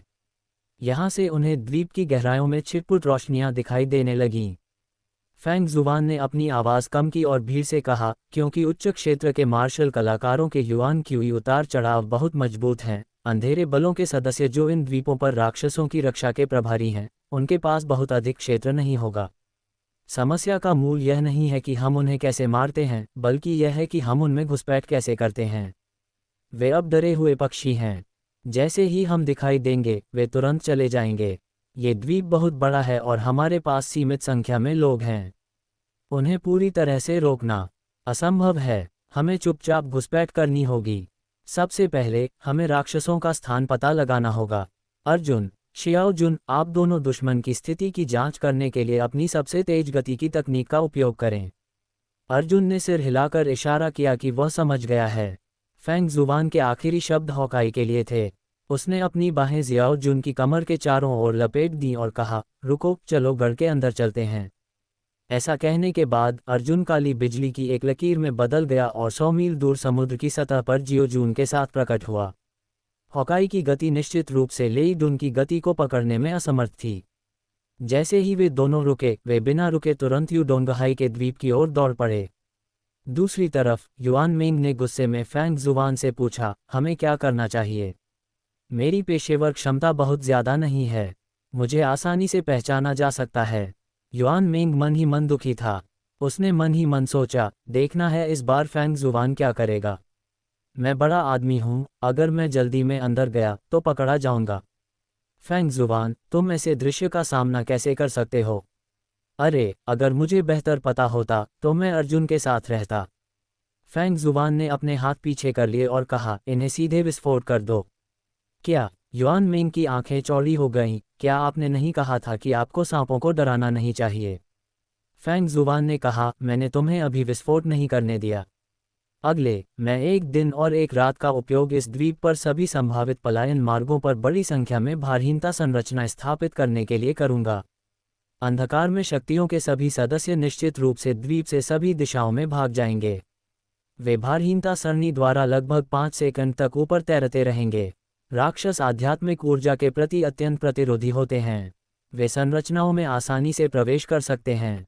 फेंग शुवान ने आकाश की ओर इशारा करते हुए कहा, तुम्हें बस आकाश में उनके गढ़ में एक युआन क्यूई फेंकना है और फिर देखना है कि कौन सा भागने वाला दस्ता तुरंत भारहीनता सरणी में प्रवेश करता है। तब उस दस्ते में राक्षस होंगे। तुम सच में हो? युआन मिंग असहाय था। क्या ये वह द्वीप है जहां यू डोंगहाई और अन्य लोग रहते हैं? जियो जुन और अर्जुन घनी झाड़ियों में लेटे हुए अंधेरे ताकतों के गढ़ की ओर देख रहे थे। पूरा गढ़ बड़ी संख्या में लकड़ी की संरचनाओं से बनाया गया था। लकड़ी की सामग्री को जंगल के लकड़ी के गुणों के साथ बेहतर ढंग से मिश्रित किया जा सकता था, ताकि आकाश में उड़ते हुए स्टार गिल्ड के सदस्यों को अपने गुणों में असामान्य परिवर्तन का एहसास न हो। अर्जुन ने फुसफुसाते हुए कहा, यू डोंगहाई और अन्य लोगों ने अभी तक कोई कदम नहीं उठाया है। उन्हें भी घुसपैठ करनी चाहिए। हम यहाँ रुककर खरगोशों का इंतजार नहीं कर सकते। जब तक वे सफल होंगे, वे तुरंत दूर भाग जाएंगे और असीम कोहरे में गायब हो जाएंगे। चलो, कुछ छिपे हुए संतरियों को बाहर निकालें और खुद को अंधेरे ताकतों के सदस्यों के रूप में प्रच्छन्न करें। आहा, जियाओ जून उत्साहित था, जासूस। मुझे वे सबसे अच्छे लगते हैं। मैं खुद को सुंदर और बेलगाम दिखाना चाहता हूँ। अर्जुन ने जियो जून के बट पर लात मारी। उसने दोनों हाथों से अपनी आंखें पोंछीं और उसकी पुतलियों में बिजली सी चमक उठी। बाईं ओर 100 मीटर की दूरी पर झाड़ियों में 2 छिपे हुए संतरी लेटे हुए हैं और दाईं ओर 1000 मीटर की दूरी पर हरे पत्तों वाली शाखाओं पर 2 छिपे हुए संतरी दुबके हुए हैं। अरे, तुमने इसे कैसे देखा? जियो जुन ने आश्चर्य से अर्जुन को देखा। अर्जुन ने उसकी बात अनसुनी करते हुए कहा, दोनों संतरी चौकियां एक दूसरे को सूचित करती हैं। जब उनमें से एक का संपर्क टूटता है तो दूसरा तुरंत सतर्क हो जाता है। तुम बाईं ओर आगे बढ़ो, मैं दाईं ओर आगे बढ़ूंगा। चलो अब गिनती शुरू करते हैं। चलो 60 सेकंड में तेजी से आगे बढ़ते हैं। ऐसा कहने के बाद अर्जुन पहले ही जमीन पर झुक गया और तेजी से दूर चढ़ गया। जियाओ जुन ने जियांगनान की पीठ की ओर देखा और कहा, एक छिपकली इतनी तेजी से चढ़ रही है, मेरी छवि बर्बाद हो जाएगी। जब अर्जुन विशाल वृक्ष के पास पहुंचा तो वह अचानक चौंक गया। ये टूट गया है। दरअसल उस विशाल पेड़ के नीचे एक और व्यक्ति लेटा हुआ था। युआन क्यू के उतार चढ़ाव से अंदाजा लगाया जा सकता है कि वह व्यक्ति यू डोंगहाई का साथी था। इस व्यक्ति में एक शक्तिशाली दिव्य श्रेणी की काष्ठ शिरा हेवनली ग्रेड वुडवेन गुण था। उसने अपने हाथ से पेड़ की जड़ पकड़ ली और अपना पूरा शरीर पेड़ में विलीन कर दिया, जिससे अर्जुन की बिजली जैसी प्रकाश विद्युत आंख को इसका पता ही नहीं चला। स्थिति जटिल थी। अगर अर्जुन पहले गहन आकाश संप्रदाय के लोगों को मार देता तो छिपे हुए रक्षक उसे ढूंढ लेते। यदि वह पहले छिपे हुए संतरी को मार देता तो गहन आकाश संप्रदाय के लोग उसे भी ढूंढ लेते। जब तक यू डोंगहाई को यह एहसास होगा कि इस अलग थलग द्वीप पर एक तीसरा पक्ष मौजूद है, तब तक योजना पूरी तरह से अस्त व्यस्त हो जाएगी। समस्या की जड़ ये थी कि 60 सेकंड के हमले से पहले सिर्फ 30 सेकंड बचे थे। जियाओ जून 30 सेकंड में हमला करने वाला था। अर्जुन का दिमाग तेजी से जवाबी उपायों के बारे में सोच रहा था। पेड़, सही। एक चमकती हुई रोशनी के साथ अर्जुन ने धीरे से अपनी हथेली जमीन पर दबाए। समय सेकंड दर सेकंड बीतता गया और तभी 60 सेकंड की समय सीमा आ गई। अर्जुन की हथेली से अचानक एक हल्की लेकिन अत्यंत शक्तिशाली सफ़ेद लौ जैसी बिजली निकली। जमीन के नीचे पेड़ों की जड़ें एक दूसरे से आड़ी तिरछी थीं। सफ़ेद लपटों वाली बिजली तुरंत उस विशाल पेड़ पर चढ़ गई जहां छिपा हुआ संतरी बैठा था। छिपे हुए संतरी के 2 सदस्य, साथ ही यूडोंगहाई के साथी जो जमीन पर पेड़ की जड़ों को पकड़े हुए थे, अचानक हिल गए और बिजली गिरने से तुरंत बेहोश हो गए। सौभाग्य से इस पेड़ के नीचे कोई विशेषज्ञ छिपा नहीं है। अर्जुन जल्दी से आगे बढ़ा और यूडोंगहाई के साथी को जमीन में गाड़ दिया। वह शायद 1 मिनट में जाग जाएगा। उसी समय अर्जुन ने 2 छिपे हुए संतरियों को पेड़ के तने पर बिठा दिया और उनमें से एक के कपड़े पहन लिए। उसने छिपे हुए संतरियों के 2 सदस्यों को भी यूडोंगहाई के साथी के पास खींच लिया। जैसे ही साथी जागता, वह तुरंत दोनों छिपे हुए संतरियों को मार डालता। उसे शायद पता नहीं है कि उस पर किसने हमला किया। यूडोंगहाई को शक नहीं होगा। अर्जुन ने राहत की सांस ली और बाईं ओर छिपे हुए संतरी की ओर देखा। वहां जियो जुन ने पहले ही अपने कपड़े बदल लिए थे। अर्जुन जमीन पर घास से चिपक गया और जियाओ जुन से मिलने के लिए ऊपर चढ़ गया। अध्याय 786। अर्जुन द्वारा जियो जून को ढूंढने के बाद वे दोनों गढ़ के करीब चुपके से बढ़ते रहे। जियो जुन अर्जुन के पास लेट गया और फुसफुसाया, क्या तुमने कभी सोचा है कि अगर यूडोंगहाई हमसे लड़े तो हम दोनों उसे कैसे हराएंगे? शायद उनकी टीम में 2 से अधिक दक्षिणी क्षेत्र 7 टाइगर्स हैं। जैसे ही अर्जुन ने अपने आसपास छिपे हुए अन्य पहरेदारों को खोजने के लिए अपनी बिजली जैसी दृष्टि का उपयोग किया, उसने फुसफुसाते हुए कहा, हमें यूडोंगहाई से मौत तक लड़ने की ज़रूरत नहीं है। हमें बस चुपके से हमला करने और पकड़े गए राक्षसी जानवरों को मारने की ज़रूरत है और फिर तुरंत भाग जाना है। जब आप ऐसा कहते हैं तो मुझे बहुत अधिक सहजता महसूस होती है। जियो जुन ने राहत की सांस ली। वहाँ अर्जुन ने सामने आसमान की ओर इशारा करते हुए कहा, वहाँ 1200 मीटर दूर और 300 मीटर ऊंचाई पर आसमान में एक तैरता हुआ पत्थर तैर रहा है। उस तैरते हुए पत्थर पर एक छिपा हुआ संतरी बैठा है। जियो जुन ने भौहें चढ़ाईं, चूंकि हमने पहले ही खुद को अंधेरे ताकतों के रूप में प्रच्छन्न कर लिया है, तो हम अभी भी उस छिपे हुए संतरी को क्यों बाहर निकाल रहे हैं? तो फिर हमने जो पहले किया वह निरर्थक है। अर्जुन ने धीमी आवाज में बताया, हमने उच्च भूमि संतरी को इसलिए बाहर निकाला क्योंकि जब हम यूडोंगहाई या अंधेरे बलों के सदस्यों से लड़ते हैं तो उच्च भूमि संतरी तुरंत हमारे सटीक स्थान को इंगित कर सकता है। इसके बाद चाहे वे हमसे भाग जाएं या हम पर हमला करें, वे हमें प्रतिकूल स्थिति में डाल देंगे। ये तो समझ में आता है, लेकिन जियाओ जून ने आसमान की ओर देखा और कहा, वहाँ छिपने के लिए कोई आश्रय नहीं है। चाहे कोई भी दौड़कर आए, वह हमें ढूंढ ही लेगा। हम केवल दूर से ही छिपे हुए संतरी को गोली मार सकते हैं। अर्जुन ने सिर हिलाया, आप हमला करने के लिए युआन क्यूई का उपयोग कर सकते हैं, लेकिन युआन क्यूई स्वयं चमकता है और इसे खोजना आसान है।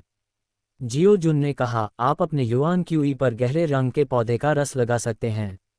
अर्जुन ने कहा, तो आपको पहले से ही अपने युआन क्यूई को एक हथियार में संघनित करना होगा। आप युआन क्यूई को सीधे अपने हाथ से बाहर नहीं छिड़क सकते। पौधे का रस युआन क्यूई हथियारों की चमक को छिपा सकता है, लेकिन यह युआन क्यूई के उतार चढ़ाव को नहीं छिपा सकता।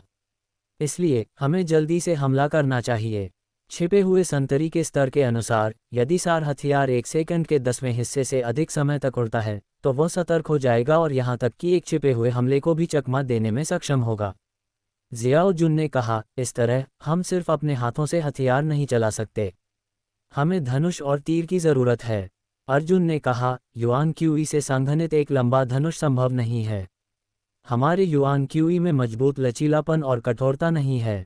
इसकी तुलना राक्षसी जानवरों के कंडराओं से नहीं की जा सकती, जब तक कि आप एक प्रकार के मार्शल कलाकार न हो जो युआन क्यूई में विशेषज्ञ हों। जियाओ जून ने कुछ देर इधर उधर देखा। मैं धनुष की डोरी बनाने के लिए राक्षसी जानवर की नसें कैसे ढूंढ सकता हूँ? और इतनी ताकत वाला लंबा धनुष कम से कम मूल वापसी क्षेत्र के 5वें स्तर या उससे ऊपर का होना चाहिए। ठीक है, मेरे पास मानव त्वचा का मुखौटा है। अर्जुन ने उसके चेहरे से मुखौटा उतार दिया। जियो जुन ने भौहें चढ़ाईं, ये चीज़ क्या ये खिंचाव झेल सकती है? अर्जुन ने कहा, मैंने इसके साथ कई लड़ाइयाँ लड़ी हैं। कम से कम अब तक ये क्षतिग्रस्त नहीं हुआ है। इसकी मजबूती अच्छी होनी चाहिए। इस मुखौटे में अपनी इच्छानुसार अपना रूप बदलने की क्षमता है, जिसका अर्थ है कि इसकी खिंचाव क्षमता उत्कृष्ट है। एक मरे हुए घोड़े को जीवित घोड़ा डॉक्टर होना चाहिए।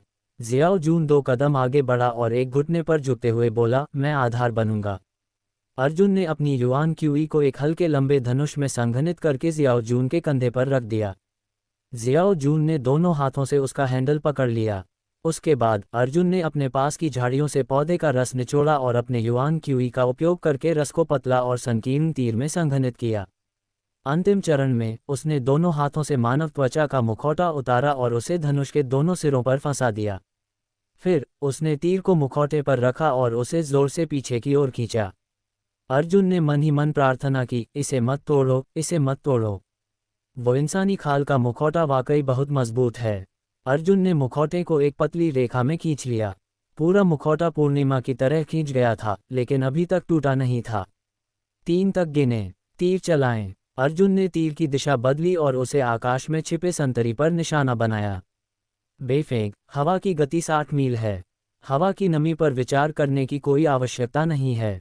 यह युआन क्यूई तीरों को प्रभावित नहीं कर सकता। जियो जुन ने पेशेवर अंदाज में कहा। अर्जुन ने अपनी सांस रोक ली, अपने शरीर को ऊपर नीचे होने से रोक लिया।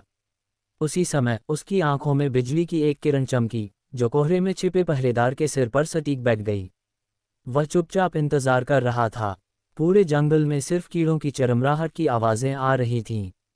माहौल बेहद दमनकारी था। यदि ये तीर विफल हो गया तो उसके कार्य भी विफल हो जाएंगे। लगभग 1 मिनट तक इंतजार करने के बाद प्यूमिस पर छिपे हुए पहरेदार ने एक शराब की थैली निकाली और उसके मुंह में शराब डाल दी। अच्छा सर। 3, 2, 1। अर्जुन ने अचानक धनुष की डोरी ढीली कर दी और युआन क्यूई तीर चुपचाप रात के आकाश को चीरता हुआ निकल गया। जहां तक मानव त्वचा के मुखौटे की बात है, वह अचानक ढीला पड़ गया और धमाके की आवाज सुनाई देने से ठीक पहले जियो जून ने उसे अपने दांतों से पकड़ लिया। युआन क्यूई तीर एक काली रेखा में बदल गया जो चुपचाप आकाश को चीरती हुई चली गई।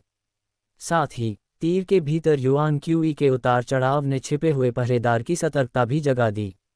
छिपा हुआ पहरेदार शराब पी रहा था। उसकी आंखें हल्की सी हिलीं और इससे पहले कि वह कुछ कर पाता, काली रेखा उसकी बाईं कनपटी में घुसकर दाईं कनपटी से निकल गई। खून से सना तीर अभी भी उड़ रहा था और उसकी नजरों से ओझल हो गया था। सफलता। जियाओ जून ने अपनी मुट्ठियां भींच लीं और कहा, भाड़ में जाओ। सहयोग एकदम सही है। छिपा हुआ प्रहरी धीरे से झांवा पर लेट गया और कोई हलचल नहीं हुई। अर्जुन ने राहत की सांस ली। उसने मानव त्वचा का मुखौटा वापस अपने चेहरे पर लगाया और कहा, आगे बढ़ो। अरे, मैं तो अभी से उत्साहित होने लगा हूँ। जियाओ जून ने लगातार 3 गहरी सांसें लीं, बहुत रोमांचक। हमें आगे क्या करना चाहिए? अर्जुन ने फुसफुसाते हुए कहा, हमारा पहनावा उनके जैसा ही है, लेकिन हम ज्यादा पास नहीं आ सकते। अगर कोई आकर सिग्नल पूछेगा तो भी हम खुले में ही रहेंगे। इसलिए हमें इन गढ़ों से आगे बढ़ना होगा। मुझे राक्षस के गुणों में उतार चढ़ाव का पता लगाने दो। मुझे आसपास के वातावरण का निरीक्षण करने में मदद करो। इंतजार। वे दोनों रेंग रहे थे जब अर्जुन ने अचानक जियाओ जुन को रोकने के लिए अपना हाथ हिलाया। एक और छिपा हुआ गार्ड, जियो जुनकी ने कहा। अर्जुन ने अपना सिर हिलाया और दूर एक झाड़ी की ओर इशारा किया। कौन सा तोता? जियो जुन हैरान था। अर्जुन ने फुसफुसाते हुए कहा, एक विशेष पौधा जो आकार में तोते जैसा होता है और ऐसी ध्वनि तरंगें उत्सर्जित करता है जो मानव श्रवण सीमा से नीचे होती हैं। जब कोई जीव ध्वनि तरंगों में प्रवेश करता है तो तोता चीख निकालता है।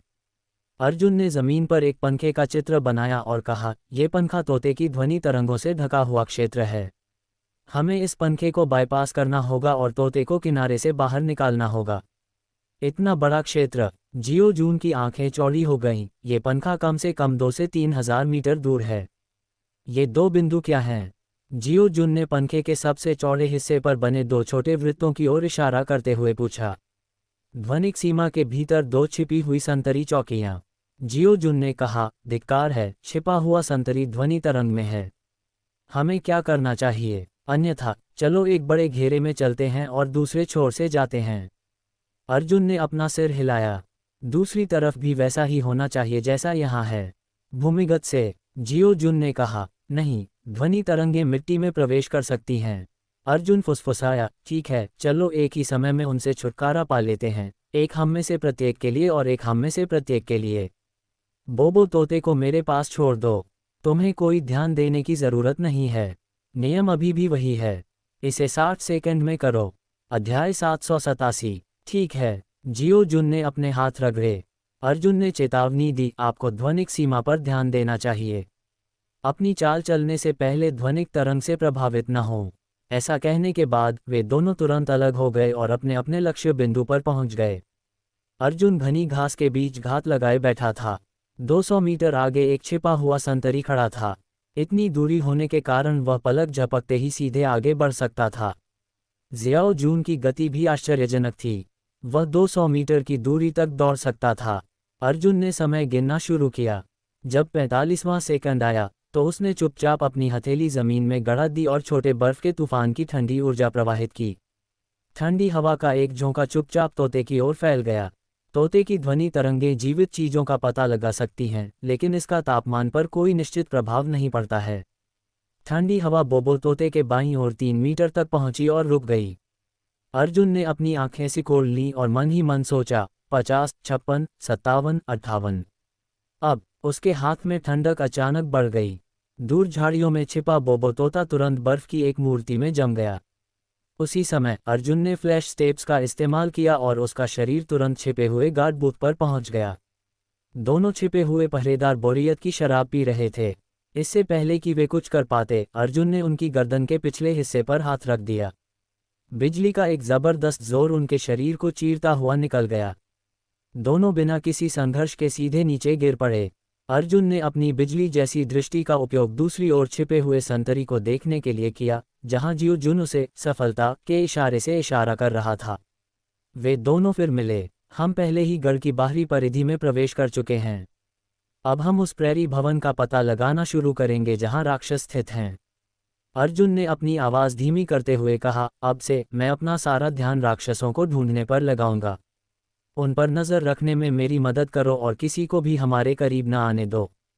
समझ गया। जियो जुन ने अपनी उंगलियां चटकाईं। अर्जुन ने उसे थप्पड़ मारा, अपनी आवाज़ कम करो। अर्जुन ने दूर से उन गढ़ों के स्थान को देखा और कहा, ये सरल नहीं है। यह एक सारणी आरेख स्थान है। ये इमारतें एक दूसरे से मेल खाती हैं। इन्हें 4 वृत्तों में व्यवस्थित किया गया है। एक इमारत में कोई समस्या है और अन्य 3 इमारतों को तुरंत खोजा जा सकता है। मेरे पीछे पीछे चलो, कोई गलती मत करना। अर्जुन जमीन पर लेटा हुआ था, लगातार गढ़ के चारों ओर चक्कर लगा रहा था। उसकी आंखें हर पल हल्की बिजली की तरह चमक रही थीं। हालांकि 2 घंटे बीत चुके थे और अर्जुन को कुछ भी पता नहीं चला था। इससे वह थोड़ा उलझन में पड़ गया। क्या बात है? जियो जुन फुसफुसाया। अर्जुन ने अपना सिर हिलाया। स्टार गिल्ड ने जरूर राक्षस की आभा को बंद करने के लिए कुछ इस्तेमाल किया होगा। मुझे समझ नहीं आ रहा कि राक्षस किस इमारत में है। मैं केवल नंगी आंखों से ही इसका आकलन कर सकता हूँ।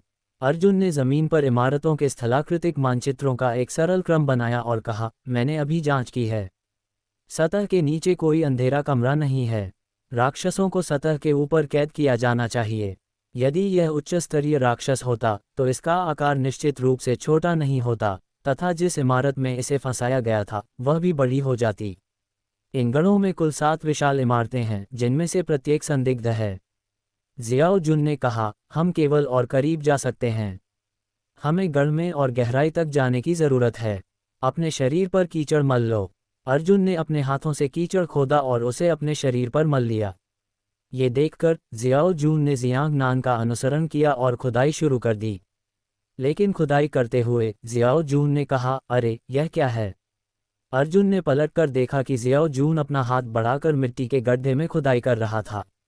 मिट्टी के गड्ढे की गहराई में एक पतला रेशमी धागा था जो मकड़ी के रेशम जितना मोटा था। हिलना मत। अर्जुन ने जियाओ जुन का दाहिना हाथ पकड़ लिया और धीमी आवाज में कहा, यह धागा नहीं है, ये जाल है। पूरा जाल द्वीप को घेरे हुए है। अगर कोई सतह के नीचे से गढ़ में घुसने की कोशिश करेगा तो वह जाल को छू लेगा। लानत है। जियो जुन ने जल्दी से अपना दाहिना हाथ वापस खींच लिया। क्या ये कमीने इतने पेशेवर हैं? लापरवाही से काम मत करो, मूल योजना का पालन करो।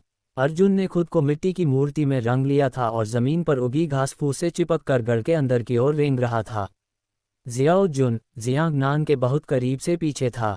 यहाँ अंधेरे ताकतों की गश्त पहले से ही दिखाई देने लगी थी। अर्जुन और अन्य लोग अभी 200-300 मीटर ही चढ़े थे कि गश्ती दल हथियारों के साथ वहां आ पहुंचा। अर्जुन ने अपना सिर नीचे करके जमीन पर टिका दिया। गश्ती दल के कदम उससे 3 मीटर दूर थे। इस गंदगी मुक्त जगह ने मुझे सचमुच फंसा लिया है। आधे महीने की पारी के बाद मुझे ब्लैक टॉर्टोइस सिटी जाना होगा ताकि कुछ महिलाओं को ढूंढ सकूं और अपनी आग को ठीक से बुझा सकूं। अंधेरे बलों के सदस्यों में से एक ने शिकायत की, जबकि अन्य अजीब तरह से हंसे। इन लोगों के पदचिह्न गायब होने के बाद अर्जुन ने जियो जुन को इशारा किया और वे दोनों आगे बढ़ गए। हर इमारत की छतों पर 4 कोने थे और हर कोने पर एक एक उजला पहरेदार खड़ा था। ये उजले पहरेदार हाथों में धनुष बाण लिए दुश्मनों के अचानक आने का स्वागत करने के लिए तैयार रहते थे। उसी समय दूसरी ओर की इमारत थोड़ी झुक गई। चारों कोनों पर चमकीला प्रहरी क्रमशः दक्षिण पूर्व, दक्षिण पश्चिम, उत्तर पश्चिम और उत्तर पूर्व दिशाओं की ओर देख रहा था। इमारतें जोड़े में गूंजती थीं और कहा जा सकता था कि उनमें कोई स्पष्ट स्थान नहीं था। हमें क्या करना चाहिए? जियाओ जुन रेंगते हुए जियांगनान के कान के पास गया और फुसफुसाया, अगर हम और आगे बढ़ते रहे तो हम तेज संतरी की नज़र में आ जाएंगे। उस समय हमें खोज लिया जाएगा। कुछ मत कहो, मुझे सोचने दो। अर्जुन ने कुछ देर इधर उधर देखा। इमारतों की छतों पर खुले पहरेदारों के अलावा इमारतों की बाहरी परिधि और अंदर के गलियारों में गश्त लगा रही अंधेरी ताकतों के सदस्य भी थे। उसने पास ही एक विशाल वृक्ष की ओर देखा जिस पर 3 पक्षियों के घोंसले थे। अर्जुन ने अपना दाहिना हाथ थोड़ा ऊपर उठाया और कहा, जब मैं अपनी तर्जनी उंगली आगे बढ़ाता हूं तो मेरे पीछे आओ। जब मैं अपनी तर्जनी उंगली वापस लेता हूं तो मैं तुरंत वहीं रुक जाता हूं जहां मैं था। ऐसा कहने के बाद अर्जुन ने अपनी आध्यात्मिक ऊर्जा पर ध्यान केंद्रित किया और अपनी आंखों से विशाल पेड़ को घूरा। गति। अचानक उस विशाल वृक्ष पर एक हल्की सी निवारक शक्ति का संचार हुआ। तीनों घोंसलों में बैठे पक्षियों के झुंड सदमे से उड़ गए। उनके ठीक सामने छतों पर तैनात संतरियों ने एक ही समय में अपने धनुष और बाण उस विशाल वृक्ष पर तान दिए। अर्जुन ने अपनी तर्जनी उंगली आकाश की ओर उठाए और तेजी से ऊपर चढ़ गया। जियाओ जुन जियांगनान के पीछे पीछे चल रहा था, उसका दिल तेजी से धड़क रहा था। जब संतरी को पता चला कि यह तो केवल पक्षियों का झुंड था जो डरकर उड़ जाने से डर रहे थे, तो सभी ने अपने धनुष बाण वापस ले लिए। तुम, एक तीरंदाज ने जमीन पर खड़े युद्ध कलाकार से कहा, जाओ और उस पेड़ के नीचे देखो। अर्जुन अपनी तर्जनी उंगली पहले ही वापस खींच चुका था। वे दोनों कीचड़ में निश्चल पड़े थे और उनके शरीर पर लगी कीचड़ ही उनकी सुरक्षा परत थी। ये स्थान 7 बड़ी इमारतों में से एक से 30 मीटर से भी कम दूरी पर था। अर्जुन ने अपने चेहरे को दोनों हाथों से ढक लिया, अपनी आंखों को अपनी उंगलियों के बीच से भेदने दिया और अपनी बिजली जैसी आंखों से इमारत पर नजर दौड़ाई। करीब से निरीक्षण करने पर अर्जुन की नज़रों में इमारत के अंदर की हर चीज़ पारदर्शी हो गई थी। भले ही लेई लियांगुआन की आंखें दानव के विशेष गुणों को नहीं देख सकती थीं, जब तक कि कोई ऐसी वस्तु थी जो लेई लियांगुआन के उद्देश्य के प्रवेश को अवरुद्ध करती थी, वह केवल एक दानव हो सकता था। नहीं, अर्जुन ने अपनी उंगलियों से धीरे से जियो जुन की हथेली पर ये 2 शब्द लिखे। जियाओ जुन ने जियांग नानज़ेंग के दिल में ये भी लिखा, अगली बड़ी इमारत पहले से ही गढ़ के अंदर है। इन गढ़ों के बीच कई रास्ते हैं। हमें गलियारे में प्रवेश करने का रास्ता खोजना होगा। दोनों ने अपने सिर हल्के से ऊपर उठाए। 30 मीटर आगे हवा में एक तेज सीटी की आवाज़ सुनाई दी। यदि वह अब रेंगता तो उसे अवश्य ही खोज लिया जाता। यदि वह फ्लैश स्टेप्स का उपयोग करता तो उसका शरीर बहुत तेजी से हिलता और उसके शरीर पर लगी मिट्टी उड़ जाती, जिससे आवाज़ें भी उत्पन्न होतीं। अध्याय 788। चिड़िया को फिर से जगाओ। जियाओ जुन ने जियांगनान के हाथ से लिखा। नहीं, जियांगनान लिखते हैं, एक ही बात एक समयावधि में 2 बार होती है। भले ही उन्हें समझ न आए कि क्या हो रहा है, फिर भी वे तुरंत अपनी चेतावनी जारी कर देते हैं। तो फिर हमें क्या करना चाहिए? हम ये 30 मीटर पार नहीं कर सकते, जियाओ जुन ने लिखा। अर्जुन भी बहुत चिंतित था। उसे समझ नहीं आ रहा था कि यू डोंगहाई और बाकी लोग राक्षसों से छुटकारा पाने के लिए कौन सा तरीका अपनाएंगे, चाहे वे चोरी करें या लूटपाट। यदि यू डोंगहाई ने उससे पहले राक्षस को चुरा लिया तो ये बहुत परेशानी वाली बात होगी। वह भी सोच ही रहा था कि एक शराबी आदमी उसके बगल वाली इमारत से लड़खड़ाता हुआ बाहर आया। अरे, वो लगातार 7 सेट हार गया।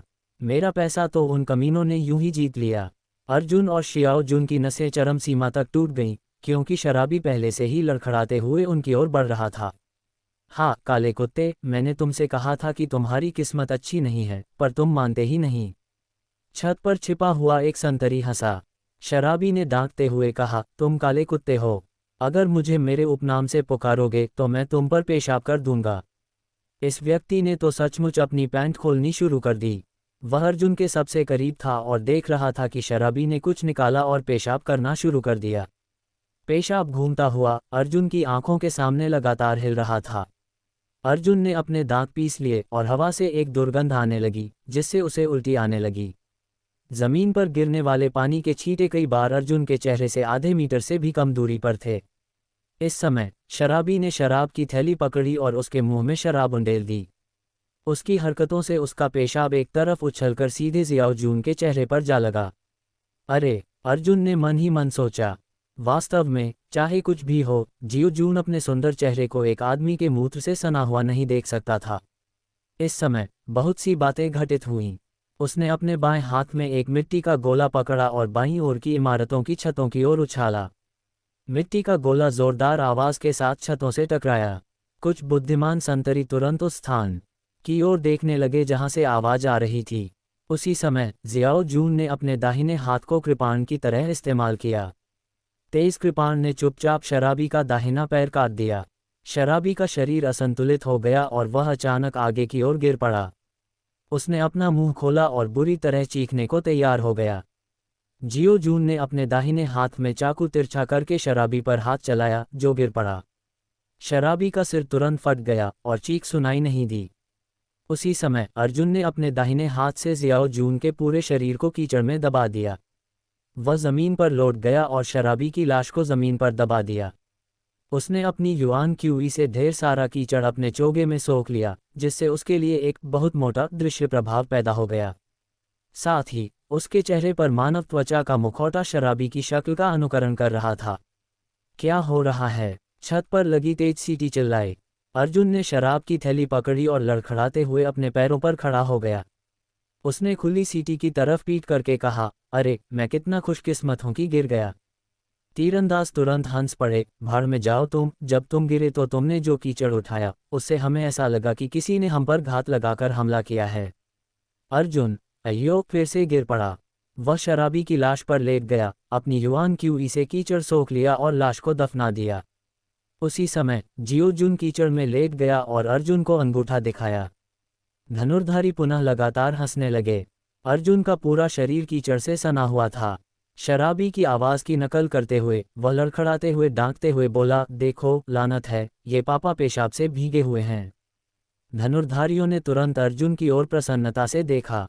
इस अवसर का लाभ उठाते हुए जियोजुन ने अपने दोनों हाथों से धीरे से जमीन को थपथपाया और उसका शरीर सीधे जमीन पर गलियारे में तैर गया। उसने अपना शरीर इमारत की दीवार से सटा लिया और धीरे धीरे गलियारे के दूसरे छोर से रगड़ने लगा। अरे यार, मैं तुम्हें पेशाब कराने के लिए बहुत उत्सुक हूँ। इसी समय छत पर मौजूद एक तीरंदाज अचानक घूमा और दालान में पेशाब करने लगा। खत्म हो गया। अर्जुन के दिमाग में एक विचार कौंधा। तीरंदाज जियाओ जून की दिशा में पेशाब कर रहा था, जो छाया में छिपा हुआ था और दीवार के सहारे टिका हुआ था। जियाओ जून ने खुद को सहने के लिए मजबूर कर लिया था। चाहे कुछ भी हो, चाहे उसके चेहरे पर पेशाब ही क्यों न गिर जाए, उसे सहना ही था। लेकिन जब गर्म मूत्र जियो जून के चेहरे पर गिरने वाला था तो उसे एहसास हुआ कि उसने खुद को ज्यादा महत्व दिया था। इस समय मूत्र जियाओ जून का दुर्स्वप्न बन गया था। बिना कुछ कहे वह टाल गया। कौन है भाई? धनुर्धर ने छाया में कुछ टिमटिमाता हुआ देखा और तुरंत अपना धनुष निकाला और उसे जियाओ जून पर निशाना साधा। उसी समय अन्य तीरंदाज भी दौड़े। एक पल में 8 तीखे तीर जियाओ जून की भौहों के बीच के स्थान पर निशाना साधे। हिलाओ मत। अर्जुन चौंक गया और जल्दी से बोला, तो वह कौन नहीं है? मैं उसे पहचानता हूँ। वह। अर्जुन का दिमाग तेजी से घूम रहा था जब उसे कोई अच्छा उपाय सूझा। लेकिन इस मुश्किल हालात में भला वह कोई उपाय कैसे सोच पाता? काले कुत्ते, तुम उसे जानते हो। असल में वह कौन है? 8 तीरंदाज पहले ही पूर्णिमा तक धनुष खींच चुके थे। अर्जुन ने अपने सिर पर 2 बार मुक्का मारा और नशे में होने का नाटक किया। एक पल के लिए उसे कुछ याद नहीं रहा। जियो जुन छाया से बाहर आया और शाप दिया, तुम कमीनों को ये पूछने का हक है कि मैं कौन हूँ? दक्षिणी क्षेत्र का मार्शल कलाकार। तीरंदाज दंग रह गए। दक्षिणी क्षेत्र से आए जियाओ जून के घने लहजे से तुरंत ही उसकी उत्पत्ति का पता चल गया। अर्जुन मन ही मन बहुत गुस्से में था। ये कमीना जियाओ जून, इससे पहले कि वह कोई उपाय सोच पाता, उसे परेशान करने निकल पड़ा। अर्जुन ने अपना दाहिना हाथ अपनी आस्तीन में छिपा लिया और किसी भी समय मारने के लिए अपनी युआन क्यूई छोड़ने के लिए तैयार था। तब जियो जुन ने डांटा, मैं कैसे हो सकता हूँ? आप कैसे मुझसे कुछ भी पूछ सकते हैं? एक तीरंदाज हैरान था, क्या ये दक्षिणी क्षेत्र से कोई खरीदार हो सकता है? मैंने सुना है कि वह आज रात आएगा, लेकिन वह ऐसी जगह क्यों दिखाई देगा? खरीदार? जियांग नान की आंखें फड़क उठीं और उसने जल्दी से कहा, हाँ हाँ हाँ, ये दक्षिणी क्षेत्र का खरीदार है। मेरी याददाश्त देखो, मैं कैसे भूल सकता हूँ? धनुर्धर हैरान हुआ, तो फिर वह यहाँ क्यों है? मैं उसे अंदर ले आया, अर्जुन ने जल्दी से कहा। धनुर्धर ने सिर हिलाया, नहीं, मैंने तुम्हें उसे लाते हुए क्यों नहीं देखा? अर्जुन ने कहा, क्या तुमने अपनी पोस्ट नहीं बदली? धिक्कार है, तुम अभी भी बकवास कर रहे हो। थोड़ी देर में हमारे प्रतिष्ठित खरीदार दोस्त गुस्से में चले गए। मैं देखता हूं कि तुम अपना काम कैसे संभालते हो। वह आगे बढ़ा और जियाओ जून के कंधे को गले लगा लिया। हमारा प्रतिष्ठित मित्र जल्दी आ गया। वह पहले उसके साथ शराब पी रहा था। वह नशे में था और थोड़ी देर के लिए सो गया था, लेकिन वह अभी जाग गया। अर्जुन का दिमाग घूम रहा था। उसे पता था कि उसके झूठ में बहुत छेद हैं, लेकिन इतने कम समय में उसके पास और कुछ करने को नहीं था। जहां तक उन धनुर्धारियों की बात है, तो जाहिर है कि वे तार्किक क्षमता और घनिष्ठ संबंधों वाले लोग नहीं थे। हर कोई फैंग शुवान जैसा नहीं था। ओह, कुछ तीरंदाजों को अचानक एहसास हुआ, तुम यहाँ हो तो इतनी शराब क्यों पी रहे हो? कोई हमारे खास दोस्त को सामान देखने के लिए बुलाओ। अर्जुन बहुत खुश था। उसे उम्मीद नहीं थी कि कोई दुर्घटना घटेगी और एक अप्रत्याशित रसीद मिलेगी। जियाओ जुन ने जियांग नान की ओर गर्व से मुस्कुराते हुए फुसफुसाया, ये युवा स्वामी अभी भी साधन संपन्न है। गश्ती दल की एक जोड़ी दौड़ी और अर्जुन तथा अन्य दो को दूर तक ले गई। अरे, तुमने हमारे कपड़े क्यों पहने हैं? एक गश्ती दल ने उत्सुकता से जियाओ जून से पूछा। मैंने उसके लिए इसे बदल दिया है। बात करना बंद करो और यहाँ से चले जाओ, अर्जुन ने गुस्से से गाली दी। अध्याय 789। गश्ती दल ने अर्जुन और शियाओ जून को भवन परिसर में बाएं और दाएं मुड़कर एक बड़ी इमारत में प्रवेश कराया। ये दोनों इमारतें अर्जुन के संदिग्ध निशाने पर थीं। अंदर घुसने के बाद ही उसे पता चला कि दोनों इमारतों को जोड़ने वाला एक लंबा गलियारा है। अर्जुन और अन्य लोग बाईं ओर की इमारत की लॉबी में दाखिल हुए। गश्ती दल ने जल्दी से जियाओ जून के लिए नए कपड़े लाए और जियांग नान से कहा, हे पी, हमारे मेहमानों के साथ चाय पर चलो। मिस्टर म्यू बाद में आएंगे। अच्छा ऐसा है, अर्जुन ने सिर हिलाया। सबके जाने के बाद अर्जुन ने जियाओ जून का कॉलर पकड़ा और कहा, बड़ी बात है। आज रात एक खरीदार सामान का निरीक्षण करने आ रहा है, डेमन।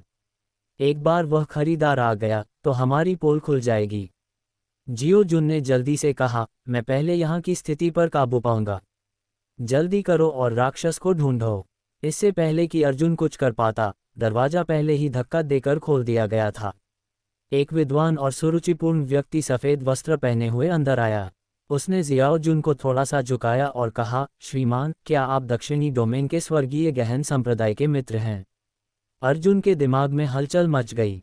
अच्छा नहीं, युडोंगहाई खरीदार थी। युडोंगहाई का इस जगह पर हमला करने का कोई इरादा नहीं था।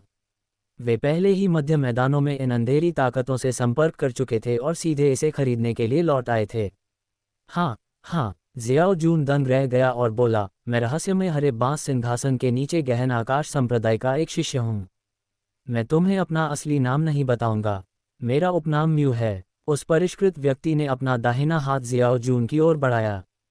जियो जून ने भी मूर्खतापूर्वक उसे पकड़ने के लिए हाथ बढ़ाया। ये दृश्य देखकर अर्जुन ने तुरंत दृढ़ता से खड़े न हो पाने का नाटक किया और खुद को जियो जून पर फेंक दिया। आया, मुझे माफ़ करना, मैं नशे में हूँ। उसने जल्दी से जियाओ जून के कान में फुसफुसाया, अपने दाहिने हाथ की मध्यमा उंगली हटाओ और उससे हाथ मिलाओ। ये गहन आकाश संप्रदाय का रहस्य है। अपने पिछले जन्म में अर्जुन ने गहन आकाश संप्रदाय के लिए कई गुप्त गतिविधियां की थीं। गहन आकाश संप्रदाय के पास एक गुप्त संदेश था। जब वे अपने संपर्क से हाथ मिलाते थे तो अपनी पहचान साबित करने के लिए अपनी दाहिनी मध्यमा उंगली को हथेली में मोड़ लेते थे। उल्टे बादल संप्रदाय की तो बात ही छोड़िए, स्वर्गीय गहन संप्रदाय के अधिकांश शिष्य भी इस रहस्य को नहीं जानते थे। जियो जून ने अर्जुन को दूर धकेल दिया और अर्जुन के बट पर लात मारी। इसके बाद जियो जुनकू ने अपनी मध्यमा उंगली घुमाई और सफलतापूर्वक श्री म्यू से हाथ मिलाया। तभी श्री म्यू ने संतोष से अपना सिर हिलाया और कहा, कृपया, मैं आपको सामान दिखाऊंगा। तुम मेरे पीछे आओ। जियो जुन ने अर्जुन की ओर इशारा करते हुए कहा, मैं तुम्हें बाद में सबक सिखाऊंगा। श्री म्यू ने मुस्कुराते हुए अपना सिर हिलाया और कुछ नहीं कहा। वे तीनों गलियारे से गुजरते हुए सामने वाली विशाल इमारत में पहुंचे। इमारत में टेढ़े मेढ़े गलियारे थे और अंदर की संरचना वाकई बहुत जटिल थी। अर्जुन ने जियाओ जून का पीछा किया और उसके कान में फुसफुसाया, यू डोंगहाई खरीदार है, लेकिन वह हमसे पहले द्वीप पर आ गया, लेकिन वह अभी तक दिखाई नहीं दिया है। वे इस सौदे का कोई सबूत नहीं छोड़ना चाहते। वे कड़वाहट सहने को तैयार हैं। अगर उनका अनुमान सही निकला तो वे जल्द ही कोई कदम उठाएंगे। गहन आकाश संप्रदाय ने न केवल एक स्टार गिल्ड की स्थापना की, बल्कि उसने केंद्रीय मैदानों में एक अंधकार में शक्ति भी स्थापित की। अर्जुन ने इस पर गहराई से विचार किया। मध्य मैदानों में अंधेरी ताकतों से संपर्क करने के बाद गहन आकाश संप्रदाय ने राक्षसों को मध्य मैदानों के बाहर अंधेरी ताकतों द्वारा आज्ञाकारी रूप से बंदी बनाए जाने का आदेश दिया था। हालांकि अंधेरी ताकतों के साथ व्यापार करने से सबूतों के निशान जरूर छूट जाएंगे। नतीजतन द प्रोफाउंड स्काई सेक्ट ने एक सेक्ट रैंकिंग टूर्नामेंट के रूप में स्टार गिल्ड के घुसपैठ मिशन को अपने हाथ में ले लिया। यह उन दोनों को खा जाने के बराबर था। न केवल वे लेन देन का कोई सबूत नहीं छोड़ेंगे, बल्कि वे सेंट्रल प्लेन्स की अंधेरी ताकतों को द प्रोफाउंड स्काई सेक्ट के बजाय स्टार गिल्ड को निशाना बनाने में भी कामयाब हो जाएंगे। द प्रोफाउंड स्काई सेक्ट ने एक बड़ी योजना तैयार कर ली थी। उन्होंने सेक्ट रैंकिंग टूर्नामेंट शुरू होने से बहुत पहले ही सब कुछ व्यवस्थित कर लिया था। तथाकथित भाग लेने वाले सभी शिष्य गहन आकाश संप्रदाय द्वारा व्यवस्थित शतरंज के मोहरे बन गए थे, और यहाँ तक कि वे स्वयं भी शतरंज के खेल के सदस्य बन गए थे। जब द्वीपों पर हमला होता तो वे चारों तरफ से खिल उठते। गहन आकाश संप्रदाय इस अराजकता का फायदा उठाकर राक्षसी जानवरों को भूले हुए सागर से दक्षिणी क्षेत्र में वापस ले जाने में कामयाब हो गया। अर्जुन ने जल्दी से सोचा। दूसरे शब्दों में, टीम के सदस्य के रूप में यू डोंगहाई व्यक्तिगत रूप से राक्षसों को दक्षिणी क्षेत्र में वापस नहीं ले जा सकता था। उसे अपनी बेगुनाही साबित करने के लिए वहीं रुकना पड़ा। दूसरे शब्दों में, अर्जुन की आंखें चमक उठीं। 5 स्वर्गीय गहन संप्रदाय मिशन सदस्यों के अलावा द्वीप पर एक छठा व्यक्ति भी था। वहां एक अजनबी भी था जिसे उसने पहले कभी नहीं देखा था। वह व्यक्ति शायद गहन आकाश संप्रदाय का शिष्य भी नहीं था, इसलिए वह अपने युआन क्यूई उतार चढ़ाव को निर्धारित करने में असमर्थ था। इसलिए छठा व्यक्ति ही असली खरीदार था और यू डोंगहाई केवल अराजकता पैदा करने के लिए जिम्मेदार थी। लेकिन यदि छठा व्यक्ति पहले ही आ चुका था तो वह क्यों नहीं आया? दूसरे शब्दों में, उसने पहले ही अपना कदम उठा लिया था, लेकिन उसे अभी भी वह स्थान नहीं मिला था जहां राक्षस मौजूद थे। दूसरे शब्दों में, क्या छठा व्यक्ति अंधेरे ताकतों के सदस्य के रूप में प्रच्छन्न था? इस समय मिस्टर म्यू ने मुड़कर मुस्कुराते हुए कहा, आप निश्चित रूप से यह अनुमान नहीं लगा पाएंगे कि हमने स्वर्ग निगलने वाले दानव को कहाँ छिपाया है। स्वर्ग निगलने वाली रैंक। अर्जुन का दिल धड़क उठा। ये वाकई एक नया स्तर था। जियाओ जुन मुस्कुराया और बोला, महामहिम, आप बहुत प्रतिभाशाली हैं। कृपया इसे स्पष्ट करें। स्वर्ग निगलने वाले दानव पारगेटरी स्तर से ऊपर हैं। वे अत्यंत दुर्लभ हैं। ऐसा कहा जाता है कि पिछले कुछ दशकों में पूरे स्टार गिल्ड द्वारा उनमें से केवल 3 को ही पकड़ा गया है। ये चीज़ आध्यात्मिक ऊर्जा को निगल सकती है और युआन क्यूई से पूरी तरह प्रतिरक्षित है। इसे कैद करना वास्तव में हमारी ताकत की बर्बादी है। सभी युआन क्यूई को छूट। जियो जून चौंक गया। अगर किसी को स्वर्ग निगलने वाले दानव की क्षमता प्राप्त हो जाए तो क्या वह अजेय नहीं हो जाएगा? लगभग। श्री म्यू ने सिर हिलाया। केवल स्वर्ग स्काय क्षेत्र की स्वर्गीय ऊर्जा ही स्वर्ग निगलने वाले राक्षसी जानवरों के लिए खतरा पैदा कर सकती है। हालांकि मैं ये जानना चाहता हूं कि आपके संप्रदाय को ऐसा राक्षस क्यों चाहिए? आपको पता होना चाहिए कि राक्षसों को वश में नहीं किया जा सकता और उनसे लड़ने में आपकी मदद करने का कोई तरीका नहीं है। क्या ये सिर्फ राक्षसों के गुणों का अध्ययन करने के लिए हो सकता है? सार से मुक्त, सार से मुक्त। अर्जुन के दिमाग में लगातार ये शब्द कौंध रहे थे। यदि यू डोंगहाई ने स्वर्ग निगलने वाले दानव की क्षमता को परिष्कृत कर लिया होता तो उसे और कौन हरा सकता था? युआन क्यूई से मुक्त। ये तो बताने की ज़रूरत नहीं कि उसके पास युआन क्यूई की तुलना में 12 गुना ज़्यादा ताकत थी। भले ही उसके पास युआन क्यूई की तुलना में 120 गुना ज़्यादा ताकत होती, फिर भी वह यू डोंगहाई के सामने टिक नहीं पाता था। हम यहाँ हैं। श्री म्यू उन दोनों को गलियारे के अंत में ले गए। उसने दरवाजे पर हल्के से दस्तक दी और मोटा दरवाजा खुल गया, जिससे एक शयनकक्ष का दृश्य प्रकट हुआ। शयनकक्ष में एक लकड़ी का बिस्तर था और उस पर एक सुंदरी लेटी हुई थी। अर्जुन और जियाओ जुन दोनों दंग रह गए। जियाओ जुनकी ने पूछा, राक्षस कहाँ है? यही है, मिस्टर म्यू गर्व से हंसे। उन्होंने बिस्तर पर लेटी उस खूबसूरत महिला की ओर इशारा किया। कोई आश्चर्य नहीं कि छठे व्यक्ति को अभी तक कोई राक्षस नहीं मिला। क्या ये राक्षस बिल्कुल इंसान जैसा दिखता है? आह! जियो जुन चौंक गया, इतना सुंदर। श्री म्यू ने प्रसन्नतापूर्वक परिचय देते हुए कहा, स्वर्ग निगलने वाले दानव का शरीर बहुत बड़ा है। उसका पूरा शरीर 10 मीटर से भी अधिक ऊंचा है। हालांकि इस प्रकार के दानव के गुण बहुत ही असामान्य हैं। स्टार गिल्ड ने स्वर्ग मूल क्षेत्र के 5वें स्तर पर इस स्वर्ग निगलने वाले दानव के साथ सोया है। इसकी सुप्त अवस्था को अंगूर के आकार की एक काली गैस की गेंद में बदला जा सकता है। क्योंकि यह आध्यात्मिक ऊर्जा को निगल सकती है, इसलिए ये दानव वास्तव में इस स्त्री के आध्यात्मिक सागर में सो रहा है। श्री म्यू बहुत उत्साहित थे, केवल मैं ही इसके बारे में जानता हूँ। हाँ, सिर्फ वही जानता था। उस स्थिति में छठा व्यक्ति हर समय मिस्टर म्यू का पीछा करता होगा। अर्जुन ने अचानक पलटकर देखा कि एक महिला शराब लेकर मुस्कुराती हुई अंदर आ रही है। अध्याय 790। अर्जुन ने महिला की निगाहों को स्थिर होकर देखा और महिला की निगाहें जियो जुन पर पड़ीं। इस समय हमें जश्न मनाना चाहिए। मुझे उम्मीद है कि अगली बार हम द प्रोफाउंड स्काई सेक्ट के साथ एक सुखद सहयोग पर पहुंच पाएंगे। श्री म्यू ने वाइन का गिलास उठाया और टोस्ट कहना शुरू कर दिया।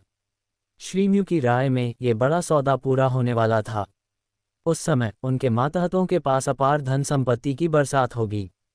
अर्जुन दुविधा में थी, क्या ये नौकरानी छठी व्यक्ति थी? अगर ऐसा था तो उसे तुरंत पता चल जाना चाहिए था कि जियोजुन नकली था। क्या तुम खुद ऐसा करना चाहते हो? सीधे स्वर्ग भक्षक दानव को मारने के लिए? हालांकि बिस्तर पर पड़ी औरत साफ तौर पर स्टार गिल्ड की कोई सदस्य थी। क्या हो सकता है कि वह उसे चीर देना चाहता हो? छठा आदमी बिस्तर पर लेटी औरत पर कभी दया नहीं करेगा। वह सीधे कदम उठाएगा। ऐसा करने से पहले उसे राक्षस को बाहर निकालने का तरीका पूछना होगा। अर्जुन ने जल्दी से जियोजुन को आंख मारी और उससे जल्दी से पूछने को कहा कि वह स्टार गिल्ड महिला के शरीर से राक्षस को कैसे बाहर निकाल सकता है। हालांकि जियाओ जून पहले से ही नौकरानी की खूबसूरती से प्रभावित था। वह खुशी से मुस्कुराया और नौकरानी की ट्रे से शराब का गिलास निकाला। उसने नौकरानी से कहा, सुंदर लड़की, मैं क्या करूं कि तुम मेरे साथ एक अच्छी रात बिता सको? ये बेवकूफ़! जियांग नान का दिल गुस्से से फटने वाला था। नौकरानी ने अपना मुंह ढक लिया और खिलखिला कर हंसी, युवा मालिक की रुचि तो ऐसी ही है। क्यों न हम दोनों साथ में एक एक प्याला पी लें? हम बस एक दूसरे को जान लेंगे। बाकी आप अपना समय लीजिए। अच्छा। जियाओ जून बहुत खुश हुआ। उसने नौकरानी को छुआ और शराब पीने ही वाला था। मैं भी पीना चाहता हूँ। अर्जुन ने जोर से आगे बढ़कर जियाओ जून के हाथ से शराब का प्याला छीन लिया। इस टक्कर से शराब का प्याला जमीन पर गिर गया। शराब जमीन पर गिर गई और अचानक घने लाल कीड़ों में बदल गई। क्या? जियो जून चौंक गया। श्री म्यू ने नौकरानी को आश्चर्य से देखा। नौकरानी का दाहिना हाथ चमक उठा और श्री म्यू का सिर फटने वाला था।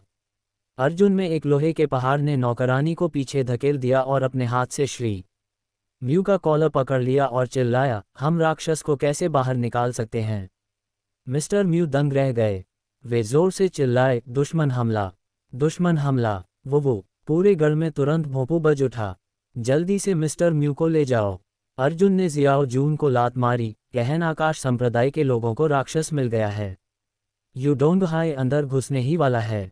जियो जून ने जल्दी से मिस्टर म्यू को अपने बाएं हाथ से पकड़ लिया और अपने दाहिने हाथ से युआन क्यूई के साथ बिस्तर पर लेटी महिला को जकड़ लिया। मिस्टर म्यू, आपके लोगों के साथ बाहरी लोग भी मिले हुए हैं। जल्दी से मेरे पीछे आओ, मैं तुम्हारी रक्षा करूंगा।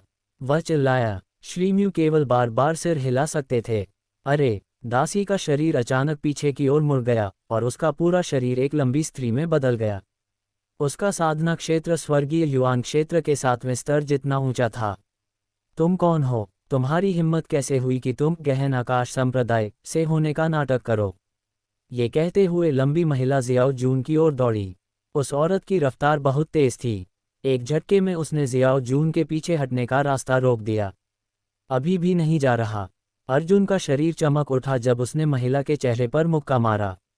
सड़क अवरुद्ध है, जियो जुन ने कहा। दीवार से टकरा जा बेवकूफ, अर्जुन ने डांटा। ओह ठीक है ठीक है।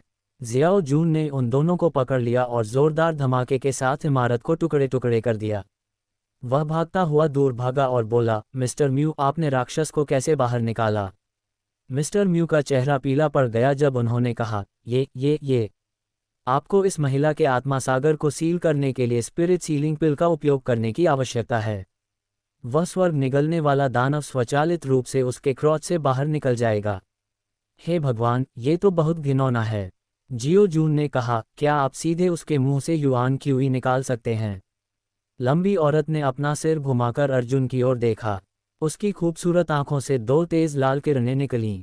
नेत्र कौशल। अर्जुन ने जल्दी से अपनी युआन क्यूई ढाल को संघनित किया। पुतली कौशल युद्ध कौशलों में से एक था।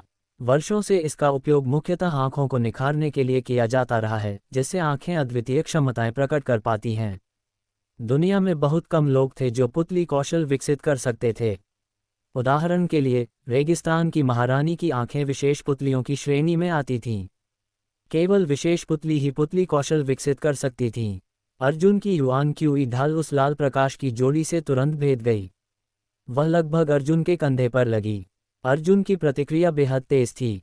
उसका शरीर अचानक उल्टा हो गया और उसकी टांगों के बीच से प्रकाश की दो किरणें निकलीं। मैंने बहुत कुछ देखा है। लंबी महिला ने अपना सिर अर्जुन की ओर घुमाया और प्रकाश की दो लाल किरणें उसकी आंखों में अर्जुन की ओर उठीं। जिस क्षण अर्जुन ने फिर से चकमा दिया, लंबी महिला पहले ही कमरे से बाहर निकल आई थी और जियो जुन का उसी दिशा में पीछा कर रही थी जिस दिशा में वह भागा था। अच्छा नहीं, अर्जुन तुरंत उसके पीछे भागा। उस महिला का शिष्यत्व कौशल बहुत शक्तिशाली था। पुतली तकनीकें कई तरह की होती थीं। कुछ लोगों को पत्थर बना सकती थीं, जबकि कुछ आग में जला सकती थीं। सच कहें तो अर्जुन की बिजली जैसी प्रकाश विद्युतांक भी एक प्रकार की पुतली तकनीक थी, लेकिन यह आक्रमण तकनीक नहीं थी। उस महिला की पुतली तकनीक युआन क्यू को साफ तौर पर भेद सकती थी। हालांकि युआन क्यू में जो चीज़ें अप्रत्याशित थीं, उनमें विनाशकारी शक्ति कम थी। महिला की आंखों में पड़ी लाल रोशनी अर्जुन पर नहीं पड़ी, बल्कि दीवार पर लगी। हालांकि दीवार में कोई छेद नहीं था जिससे यह बात साबित होती। अर्जुन ने तुरंत ही महिला की पुतलियों की विशेषताओं का विश्लेषण किया। एक मार्शल कलाकार के मांस और रक्त का हर इंच शुद्ध आध्यात्मिक क्यूई से भरा होता है, जिसे परिष्कृत करके स्टील बनाया जा सकता है। उस महिला की नेत्र तकनीक ने भी मार्शल कलाकार के शरीर को भारी नुकसान पहुंचाया था।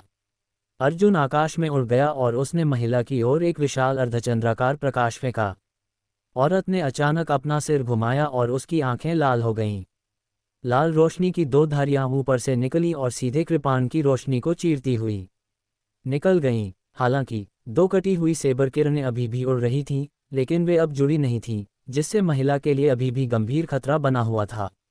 वह महिला बस ब्लेड की रोशनी से बचकर अपनी पुतलियां जियाओ जून पर तान सकती थी, जो दूर बेतहाशा भाग रहा था। ये वही महिला थी जिसे जियाओ जून अपने दाहिने हाथ से पकड़े हुए था। बिल्कुल नहीं, श्री म्यू चिल्लाए, अगर हम जबरदस्ती राक्षस को मारकर पकड़ लेंगे तो स्वर्ग भक्षक राक्षस जाग जाएगा। उस समय हम सब मर जाएंगे। महिला स्तब्ध थी, लेकिन उसकी लाल आंखें पहले ही बाहर निकल आई थीं। झनकार। अचानक आकाश से एक भव्य पिंड उतरा। उस पिंड के स्वामी ने अपने हाथ में एक प्राचीन घंटी पकड़ी हुई थी, जो उस स्त्री की आंखों से आने वाली लाल रोशनी को रोक रही थी। यू डोंगहाई। अर्जुन का दिल डूब गया। यू डोंगहाई ने अपने हाथ पीछे कर लिए और महिला से कहा, जाओ और राक्षस के वाहक को वापस ले आओ। मैं उससे निपट लूंगा। यू डोंगहाई की निगाहें अर्जुन पर केंद्रित हो गईं और उन्होंने कहा, मुझे ऐसी जगह पर ऐसे विशेषज्ञ से मिलने की उम्मीद नहीं थी। अगर मैं गलत नहीं हूं तो आप मेरे परिचित होंगे, है ना? अर्जुन ने अब अपने लहजे को नहीं छिपाया और कहा, चूंकि मैंने उसे पहचान लिया है, तो आप क्या बकवास कर रहे हैं? आप आज उस राक्षस को नहीं ले जा सकते। यू डोंगहाई जोर से हंसा, मुझे बहुत आश्चर्य हुआ कि तुम इस जगह को खोजने में सक्षम थे। मैंने मूल रूप से खुद को प्रसिद्ध बनाने के लिए एक औपचारिक अवसर पर दुनिया में सबके सामने तुम्हें मारने की योजना बनाई थी। लेकिन चूंकि आपने इसे व्यक्तिगत रूप से भेजा है, इसलिए मैं केवल आपका सिर ही स्वीकार कर सकता हूँ। क्या तुम्हें डर नहीं है कि मैं तुम्हारी साजिश का पर्दाफाश कर दूंगी? अर्जुन ने अपने दांत पीसते हुए यू डोंगहाई के माध्यम से जियो जून को देखा। यू डोंगहाई मुस्कुराए और बोली, पहली बात, तुम्हारे पास कोई सबूत नहीं है। मैंने पहले ही ईगल्स आई का ध्यान रख लिया है। दूसरी बात, तुम इस द्वीप को जिंदा नहीं छोड़ सकते। जल्दी से स्पिरिट सीलिंग पिल निकालो। जियो जुन ने मिस्टर म्यू का कॉलर पकड़ लिया और चिल्लाया। मिस्टर म्यू कांप उठे और बोले, क्यों? क्यों? अभी सोए हुए राक्षसों को छोड़ना ठीक नहीं है। इसके अलावा स्पिरिट सीलिंग पिल मेरे पास नहीं है। कहाँ है? मेरे निवास में। भाड़ में जाओ, जल्दी से मुझे वहां ले चलो। जियो जून पहले ही घने जंगल में भाग चुका था, लेकिन अब वह केवल मिस्टर म्यू को वापस ला सकता था।